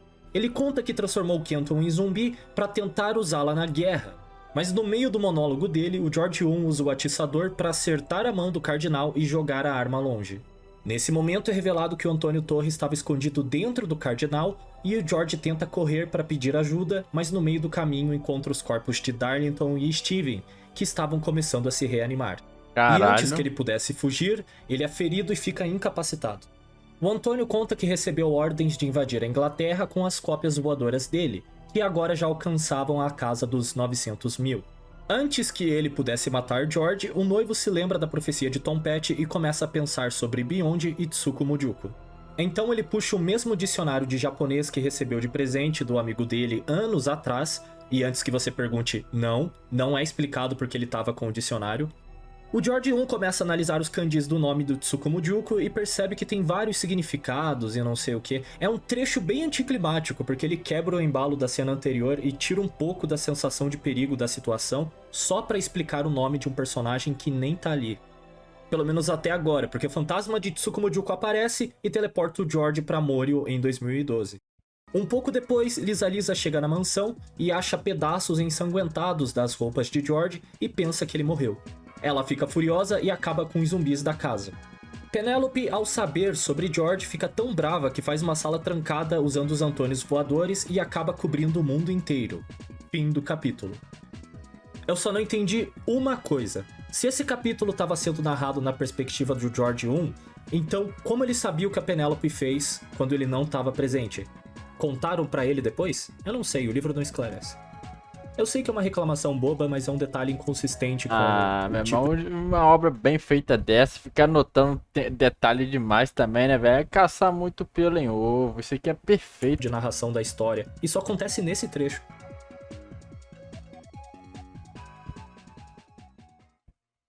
Antes de prosseguir, vou dar uma pausa aqui rapidinho.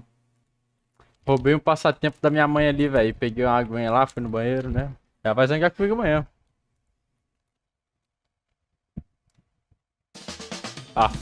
Capítulo 14. Cars protege todos do impacto e enquanto isso George II e Narancia usam o Dasbut para investigar os arredores e acabam descobrindo um jornal com a data de 1920. E pouco depois eles encontram a cerimônia de casamento do George I perto da mansão de Ostar, que o livro não esclarece se é a mesma da parte 1 reconstruída ou se é outra casa. O livro não esclarece se é a mesma da parte 1 reconstruída ou se é outra casa. De repente, o George II encontra um palhaço flutuante que tenta enforcar ele. O detetive pensa rápido e se lembra de tudo que o Tsuku Mujuku lhe contou. Ele grita que Javier Cortez morreu e o palhaço o solta. Penelope aparece e confunde George II com um chinês. O que é bem idiota, o George II não tem nada a ver com o chinês, ele nunca ficou na frente de um tanque. Logo, Erina chega e George II explica a situação e diz estar procurando a Desolation Row, que a propósito é uma música do Bob Dylan, e uma das palavras da placa da Giotto. Ao ouvir isso, Penelope pergunta se pode ir junto com eles porque ela quer procurar Lisa Lisa, que saiu para matar os zumbis e não voltou faz algum tempo. Erina deixa ir e diz a ela que Joseph vai ficar bem. Ao ouvir esse nome, a curiosidade do George 2 é atiçada e ele pede para ver o bebê.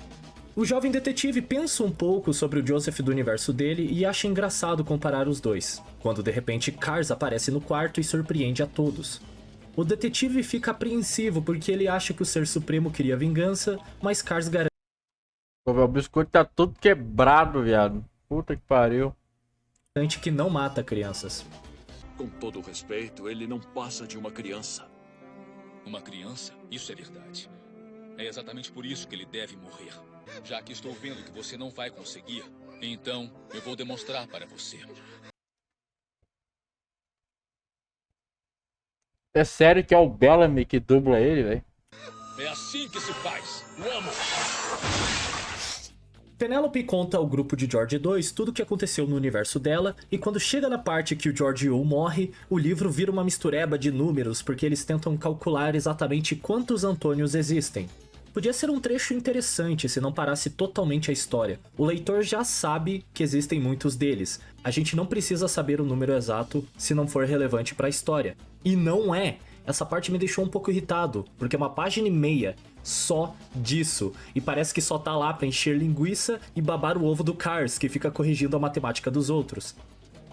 O Pucci começa a ficar contando as palavras-chave que estavam gravadas na placa da Giotto, e ele revela que quando Cars os protegeu na queda da nave, ele se queimou um pouco, e o cheiro da carne dele queimando era o mesmo de uma torta de figos, que era uma das palavras. E ele também explica que em alguns países, figos são símbolos de imortalidade, blá blá blá. Eu não gostei dessa parte, porque pra mim o pior tipo de simbolismo é aquele que é explicado ao invés de mostrado. E além disso, Pucci recita um artigo da Wikipédia inteiro, só pra explicar isso. Daí o Bucciarati liga pra um artigo da Wikipédia inteiro, só pra explicar isso. Daí o Bucciarati liga pra eles e conta sobre a situação de Morio, e felizmente quando a nave do Cars caiu, ninguém se machucou. Porém, tudo tá escuro e não tem lua ou estrelas no céu. E parece que encontraram os corpos de Kira e Diávolo jogados no escritório de Rohan e ninguém sabe quem os matou. Além disso, pela decomposição dos corpos, eles já pareciam estar mortos desde aquela manhã. Bucciarati também manda imagem dos corpos e vídeos dos últimos momentos dos dois. Os vídeos são gravações do stand de Abakio Videodrome, que é a mesma coisa que o Moody Blues, mas que só pode repetir coisas que aconteceram no mesmo dia. Ele também conta o que as stands das vítimas faziam, mas o detetive já estava pensando e não escutou mais nada do que o Bucciarati disse. E aí o George 2 percebe que a Casa do Cubo na verdade é uma espécie de máquina do tempo que transporta quem cair nela. Quando ele e os outros caíram em Morio, eles acabaram na Inglaterra porque passaram através das portas da casa e eventualmente ficaram tão rápidos que viajaram no tempo. É tipo quando você tá jogando Portal e você coloca um portal em cima e outro embaixo e você vai acelerando. Quando o grupo chega em Londres, Fanny Caralho, que da hora, mano. E Dio aparecem. Dio parece ter algum tipo de stand em forma de coroa e também tem um Beyond. E depois de uma série de perguntas sobre as palavras-chave, Pucci evolui sua stand e ganha o Made in Heaven. Ele é colocado para fora da barreira protegendo a Inglaterra, que na verdade é feita de Antônio Torres. Não me pergunte por quê, mas parece que a barreira é totalmente transparente, exceto pela parte que o Antônio é visível.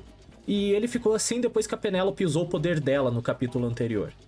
O Pucci ativa o Made in Heaven e faz o tempo avançar 36 universos, e a ilha vai parar em 2012, no mesmo universo do George 2. Ih, O fim George do mundo, pergunta acabou. pra Cars se era por causa do Made in Heaven que eles conseguiram fazer a viagem de volta de Marte em tão pouco tempo, e o Cars responde que sim, mas na verdade não, e que era porque Pucci estava ali e ao mesmo tempo estava em outro lugar. Eu também não entendi isso.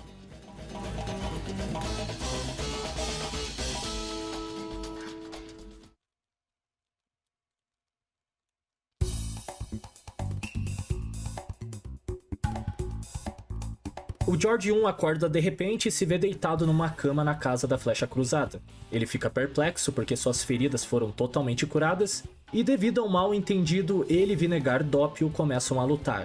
O George consegue roubar a arma que Doppio carregava, mas de repente sua cabeça começa a tremer e um barulho muito alto de telefone tocando o deixa enjoado.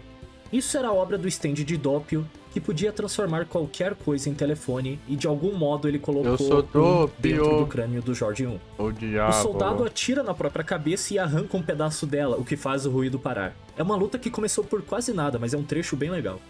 Logo o Mista aparece e separa a briga com seu stand, e o Diurno surge logo em seguida e explica que ele usou seu stand para tratar George e que o Doppio deve ter transformado algum objeto em telefone antes do Gold Experience usar para curá-lo. O Diurno conta pro George 1 que Rohan usou seu stand nele para ler sua história e também fazê-lo ser capaz de ver outros stands e falar italiano, essas coisas. O gangster decide contratar George para resolver os assassinatos de Kira e Diavolo e diz que ninguém vai deixar a casa até que o culpado seja encontrado. Sem muita escolha, o George começa a investigar a cena do crime e descobre que roubaram um relógio e que nas gravações do videodrome o suor das vítimas secava no momento que deixava de encostar na pele delas. O que o leva a acreditar que o assassino não queria que descobrissem que o tempo era a chave do caso. O Rohan usa o Heaven's Door nas gravações das vítimas, e eu não sabia que isso era possível, mas aparentemente é. Um verdadeiro Bizarre Adventure. Diavolo e Kira, o George teoriza que o motivo deles estarem suando tanto era o nervosismo causado pela luta deles. Porque já que um deles tinha uma stand que apagava o tempo e o outro tinha uma que voltava no tempo, a luta seria repetida eternamente. Já o suor secava rápido porque o tempo era acelerado. O George 1 interroga a Amy e isso faz com que as memórias dela voltem, e ela revela ser o stand de Penelope que se manifestou após ela ter achado que o George 1 morreu. Ela também conta que o propósito dela é trazer ele de volta para casa. Ah, e pra completar, ela tinha 4 flechas de stand enfiadas nas costas. E adivinha só? Nunca é explicado quem deu as flechas pra ela e Que susto, viado. Ainda bem que é nas costas. nem como ela foi parar no universo do George 2. Após isso, o detetive inglês conta sua teoria pro Diurno e pergunta se ele conhece alguma stand que acelera o tempo. Ele diz que não, e o Bucciarati acusa ele de mentir e exige que conte a verdade. Nesse momento, o NYPD Blue, que também estava examinando as projeções do Videodrome, nota que Diavolo só tinha páginas ímpares, o que significava que outra pessoa deveria ter as pares. Pucci aparece do nada e revela que Diurno criou Diavolo como sua segunda personalidade, como uma forma de lidar com as coisas horríveis que ele teve que fazer. O padre também ameaça matar todos os presentes e acelerar o tempo. Porém, antes que ele conseguisse agir, o Diurno usa uma das flechas para evoluir o Gold Experience e mandar o Pucci para um limbo sem saída. Eu tô dividido se eu gosto desse trecho ou não, porque por um lado é um fanservice legal, mas por outro isso é muito preguiçoso. É literalmente o final da parte 5. Mandar o Pucci para um limbo sem saída.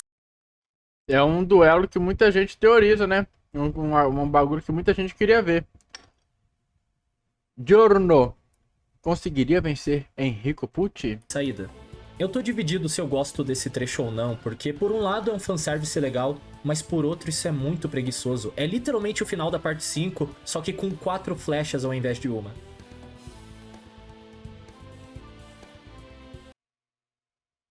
Que caso ensinou era que Pucci usou o Made in Heaven para dar um loop por todos os universos e voltar pro ponto de onde saiu. Assim ele pôde acelerar o tempo para matar Kira, o Diavolo, e também encurtar a viagem. Eu não entendi nada do mesmo jeito, velho.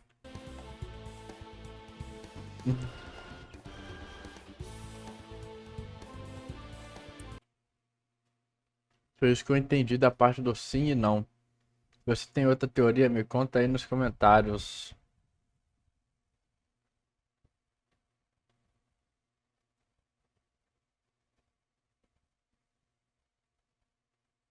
Tá, não sei.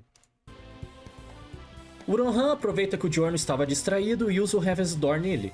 Ao verificar o livro do gangster, George 1 confirma que ele tem o resto das páginas. Ele também percebe que o Antônio Torres estava escondido dentro de Diurno.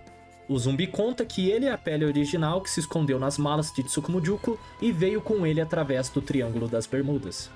De repente o Diavolo volta à vida, interrompe tudo e soca George tão forte que ele é kakyoinado. E daí em seguida ele pega ele no colo e usa a porta da Casa do Cubo para se transportar no tempo e espaço. O George 1 acorda no convés de um navio ao lado de um caixão preto, é foda, hein? e daí o caixão se abre e o loirão favorito de todo mundo estava dentro dele, e ao sair ele bebe o sangue do Diavolo e revela que ele tem a stand de Jonathan, chamada A Paixão, que pode ver o futuro de todos os seus parentes biológicos. O George apaga por um tempo e depois é acordado por Dio, que virou um otaquinho e estava segurando uma katana. O Diavolo, que estava quase morrendo, volta a ter a personalidade de Diurno e se oferece para virar sósia de seu pai. O Dio usa a katana para dividir a alma dele ao meio e colocar a metade no corpo do Diurno, que aos poucos vira um clone do vampiro. Ele coloca o sósia no caixão e o fecha. Daí o dia começa a nascer e Jorge 1 pensa estar a salvo, porém Dio não morre sob a luz do sol. O vampiro conta que bebeu o sangue de um Kars de outro universo e explica que absorveu o Ser Supremo. Ele revela o plano dele e conta que em 2 anos o seu sósia vai acordar e lutar contra Jotaro, e quando ele morrer, Dio vai pegar de volta seu stand. Ele também diz que vai usar Jorge 1 para viajar pelo tempo e espaço, já que o efeito da Casa do Cubo ainda não passou. As conexões aí, ó. Enfim, no final eu vou falar. Capítulo. Tá bom, olha só. Talvez tenha sido diferente para quem leu o livro, mas eu consegui prever que o vilão ia ser o Dio desde quando a Erina contou a história dela. Era extremamente óbvio. Eu só não esperava que o enredo virasse um Eyes of Heaven da vida e envolvesse viagem no tempo e viagem para universos alternativos e essas coisas. Na verdade, eu prefiro 1000 vezes um livro sobre uma aventura pequena no universo de JoJo do que uma bagunça cheia de referências forçadas que nem essa. O livro tem boas ideias, mas o último pedaço é muito forçado. Eu entendo que o intuito é comemorar a série, mas essa história parece demais com uma fanfic.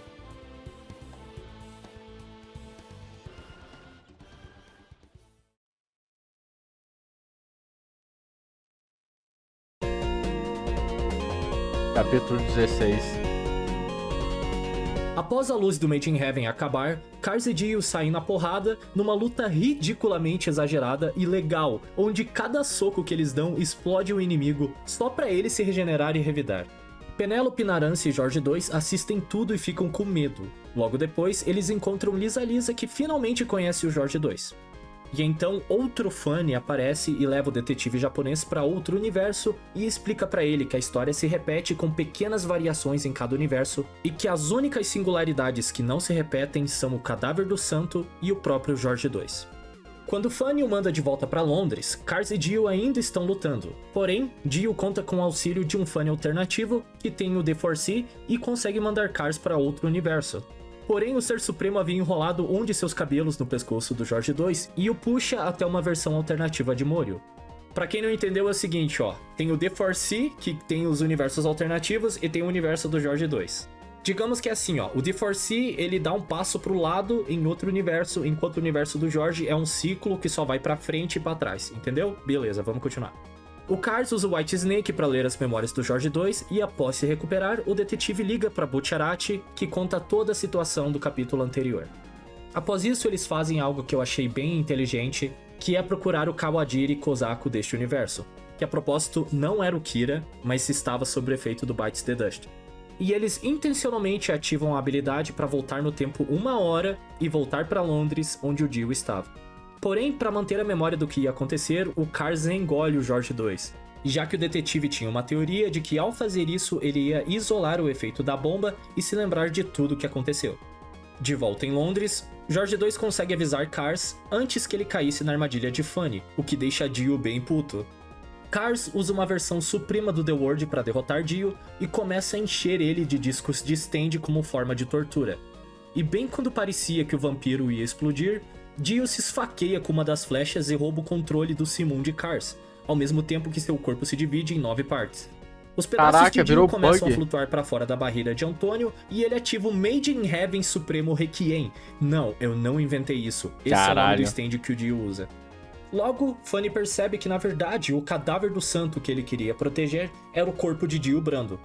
Enquanto isso, Jorge 2 se dá conta de que já que ele é adotado, o Dio não pode prever as suas ações. Ele recupera o foco e decide tentar impedi-lo. O Kars sugere que o Kira desse universo pode estar vivo e Jorge 2, ao pensar um pouco, percebe que ele estava certo.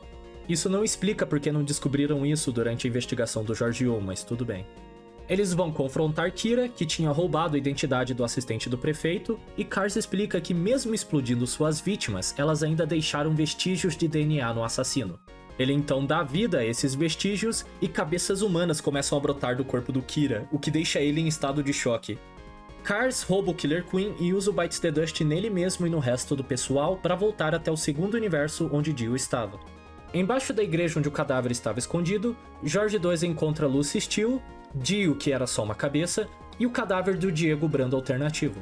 O jovem detetive traz consigo a Erina, a Lisa, o Joseph e até mesmo o Jorge 1 só pra confundir o Dio, que não conseguiu prever nada daquilo. O detetive aproveita essa oportunidade para colocar a cabeça do Jonathan no corpo do santo e ele revive. E é lógico que ele aproveita o momento para se fingir de malvado, fazendo uma referência àquela cena da parte 3. O Dio fica tão desanimado que o plano dele falhou, que o Beyond dele desaparece e ele rouba o corpo do Diego alternativo e sai dali. Enquanto isso, a família Joestar celebra sua reunião. E esse é o fim da história. Tudo que resta é um epílogo. Meu irmão, vou ser sincero aqui, acabou a história, é isso aí, ó. Eu não entendi porra nenhuma. Essa é a verdade. Pô, velho, eu tentei prestar atenção, velho, mas aquele Diego, aquele lá, daquele futuro alternativo que foi pra lá, foi pra aqui, kaká. Porra, velho, caralho, meu Deus do céu, velho. Não sei o que é mais confuso, Nasoverso é isso aqui, cara. Meu Deus, velho. Mano, eu juro pra você, lembrando, não é culpa do cara não, tá? Até ele brincou aqui que tem certos momentos que ele não entendeu. Assim, é tudo furado, o livro é mal feito pra caralho também, sejamos sinceros aqui. Enfim, eu não li o livro, mas o pouco que eu pude ver aqui também, pô, meu irmão, é uma merda. Essa aqui é a verdade, velho. Porra. Mas assim, aí, por outro lado, eu entendi a proposta do livro, tá? Assim, eu acho que foi algo assim, não é pro pessoal fazer uma história, assim, meio pra confrontar o... Depois eu vou voltar no início aqui pra ver a fala dele aqui novamente, mas era pra meio brincar com as histórias do Araki, né? Então, assim... Pô, a ideia foi legal, mas acho que escrachou demais, né? Virou um bagulho exagerado pra caralho, tá ligado? Porque quis misturar um monte de coisa que acabou não ficando muito bom. Um furo aqui, outro furo ali e tal. Beleza, compreensível, mas eu acho que viajou demais, cara. Meu Deus, velho. O Dio é o início, o começo e o fim, meu irmão. Era pra brincar, não brisar na... velho. O autor só quis dar uma viajada, mas viajou demais. Exato, esse que é o problema, cara. O cara ficou maluco. Ficou maluco. Meu Deus do céu. Pô, aí entra aquela pergunta, né? É fã ou é hater? Porque, meu Deus do céu, parece que... Ao mesmo tempo que eu acho que é uma brincadeira, ao mesmo tempo parece que... Pô, sei lá, mano. Acho que o cara era hater da obra e tentou zoar pra caralho, né? Pelo amor de Deus, meu irmão. Que isso? Enfim, vamos ver o epílogo aqui e terminar o vídeo. Antônio Torres finalmente morre devido a um golpe de Ramon de Lisa. Cars usa o Bites the Dust para levar todos para os seus universos natais e depois desaparece no horizonte que nem um cowboy. Fanny Valentine volta para o seu universo e percebe que na verdade o que traz a verdadeira prosperidade para um país é o povo e não algum artefato milagroso. Já que estava declarado como morto na Inglaterra, o Jorge 1 se muda para a América, onde vira escritor de filmes.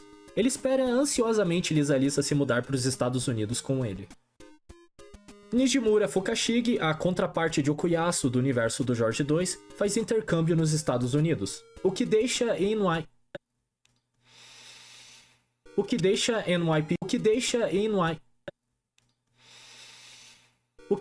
NYPD Blue muito feliz. Penélope decide se mudar para o universo do Jorge 2 e acaba virando a madrasta dele. Um ano depois, ela tem uma filha. Já o Jorge 2 finalmente completa idade o suficiente para escolher como o nome dele é soletrado em japonês.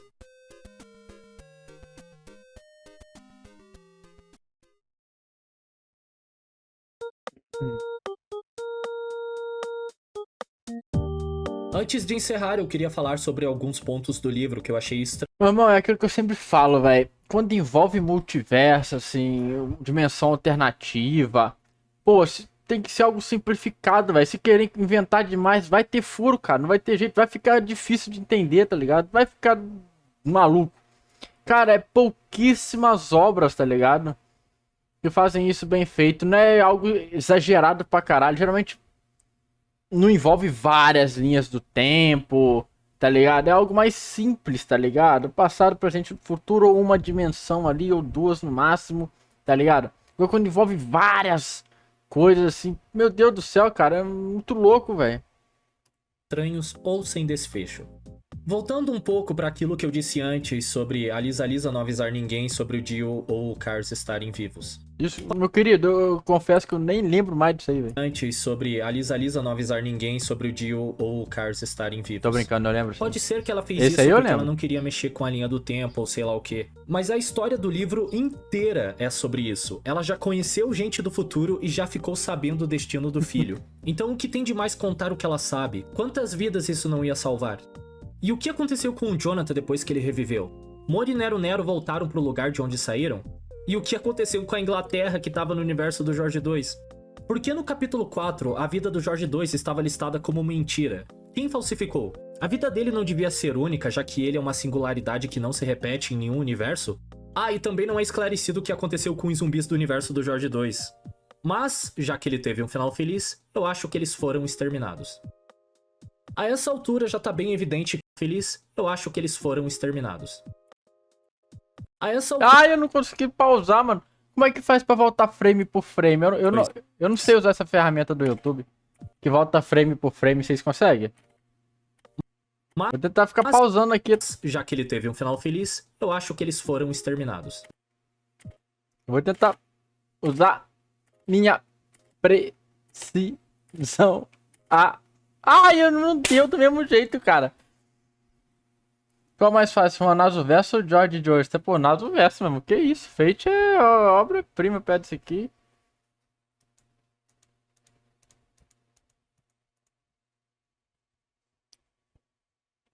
E essa parte... Ah, mano, eu não sei voltar frame por frame, velho. Queria aprender a usar essa ferramenta. Acho que eles foram exterminados. Deixa eu botar em super, hiper, mega, waterflock. Câmera lenta aqui, meu irmão. A câmera lenta é pra cima ou é pra baixo? Acho que é pra cima, né?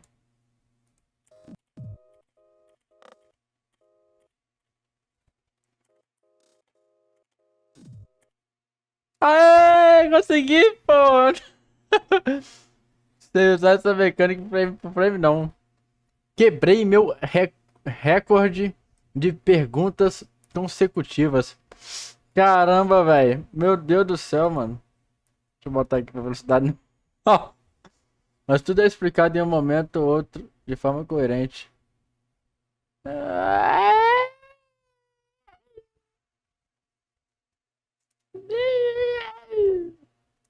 A essa altura já tá bem evidente qual parte é a favorita do otário. E essa parte é a 5. E só psicopata gosta mais da 5. É verdade. Ela não só é a parte Que que isso, cara? A 5 é muito boa, mano. mais tem personagens aparecendo no livro, mas também é a única que tem o protagonista na história.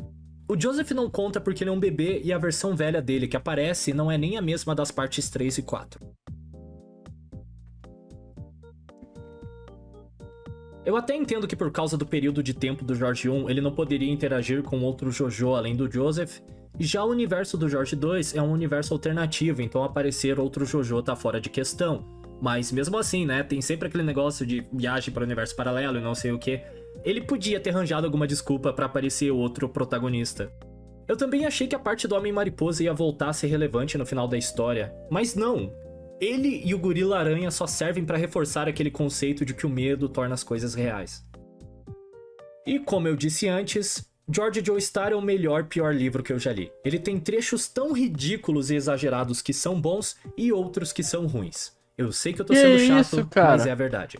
O enredo é desnecessariamente complicado, e nem é algo inteligente ou bem bolado, você já sabe que o Dio tá por trás de tudo no meio do livro.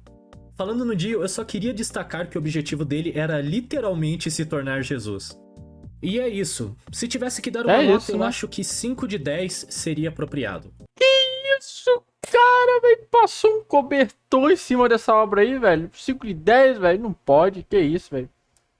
Eu acho essa nota justa, porque tem 50% de chance de você gostar do livro. Caralho. Isso é um psicopata. Que isso? E isso se você for fã de Jojo, já que se você não for, a história... Eu sou fã de Jojo. Mas, nossa senhora, eu achei isso aqui... não faz sentido algum. Quando tiver tempo livre ou você estiver procurando algo pra ler, eu recomendo checar pelo menos o primeiro capítulo pra ver se você gosta. Peraí. Fã de Jojo? Lendo? Que piada, nenhum fã de Jojo lê, eles só assistem um anime. Esse foi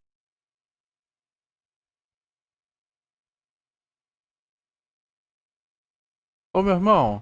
Oi, George Joystar. Eu deixei de falar sobre muita coisa que eu anotei, porque senão o vídeo ia ser muito mais longo. E encontrar esse livro foi muito maçante. Eu gastei muito tempo encontrando sozinho, e foi por isso que esse vídeo demorou Eu também. Só porque eu só vejo anime, eu não vejo mangá. Ele me criticou. tanto. Se vocês forem editar um PDF, pelo amor de Deus, não usem Adobe Acrobat.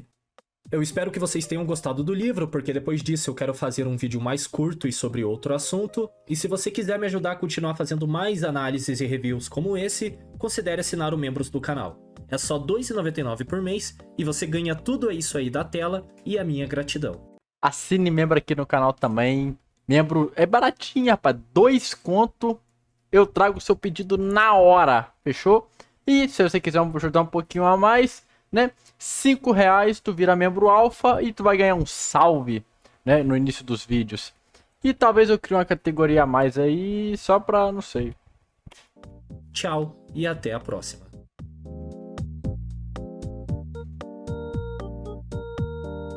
Pô, essa música é boa, velho.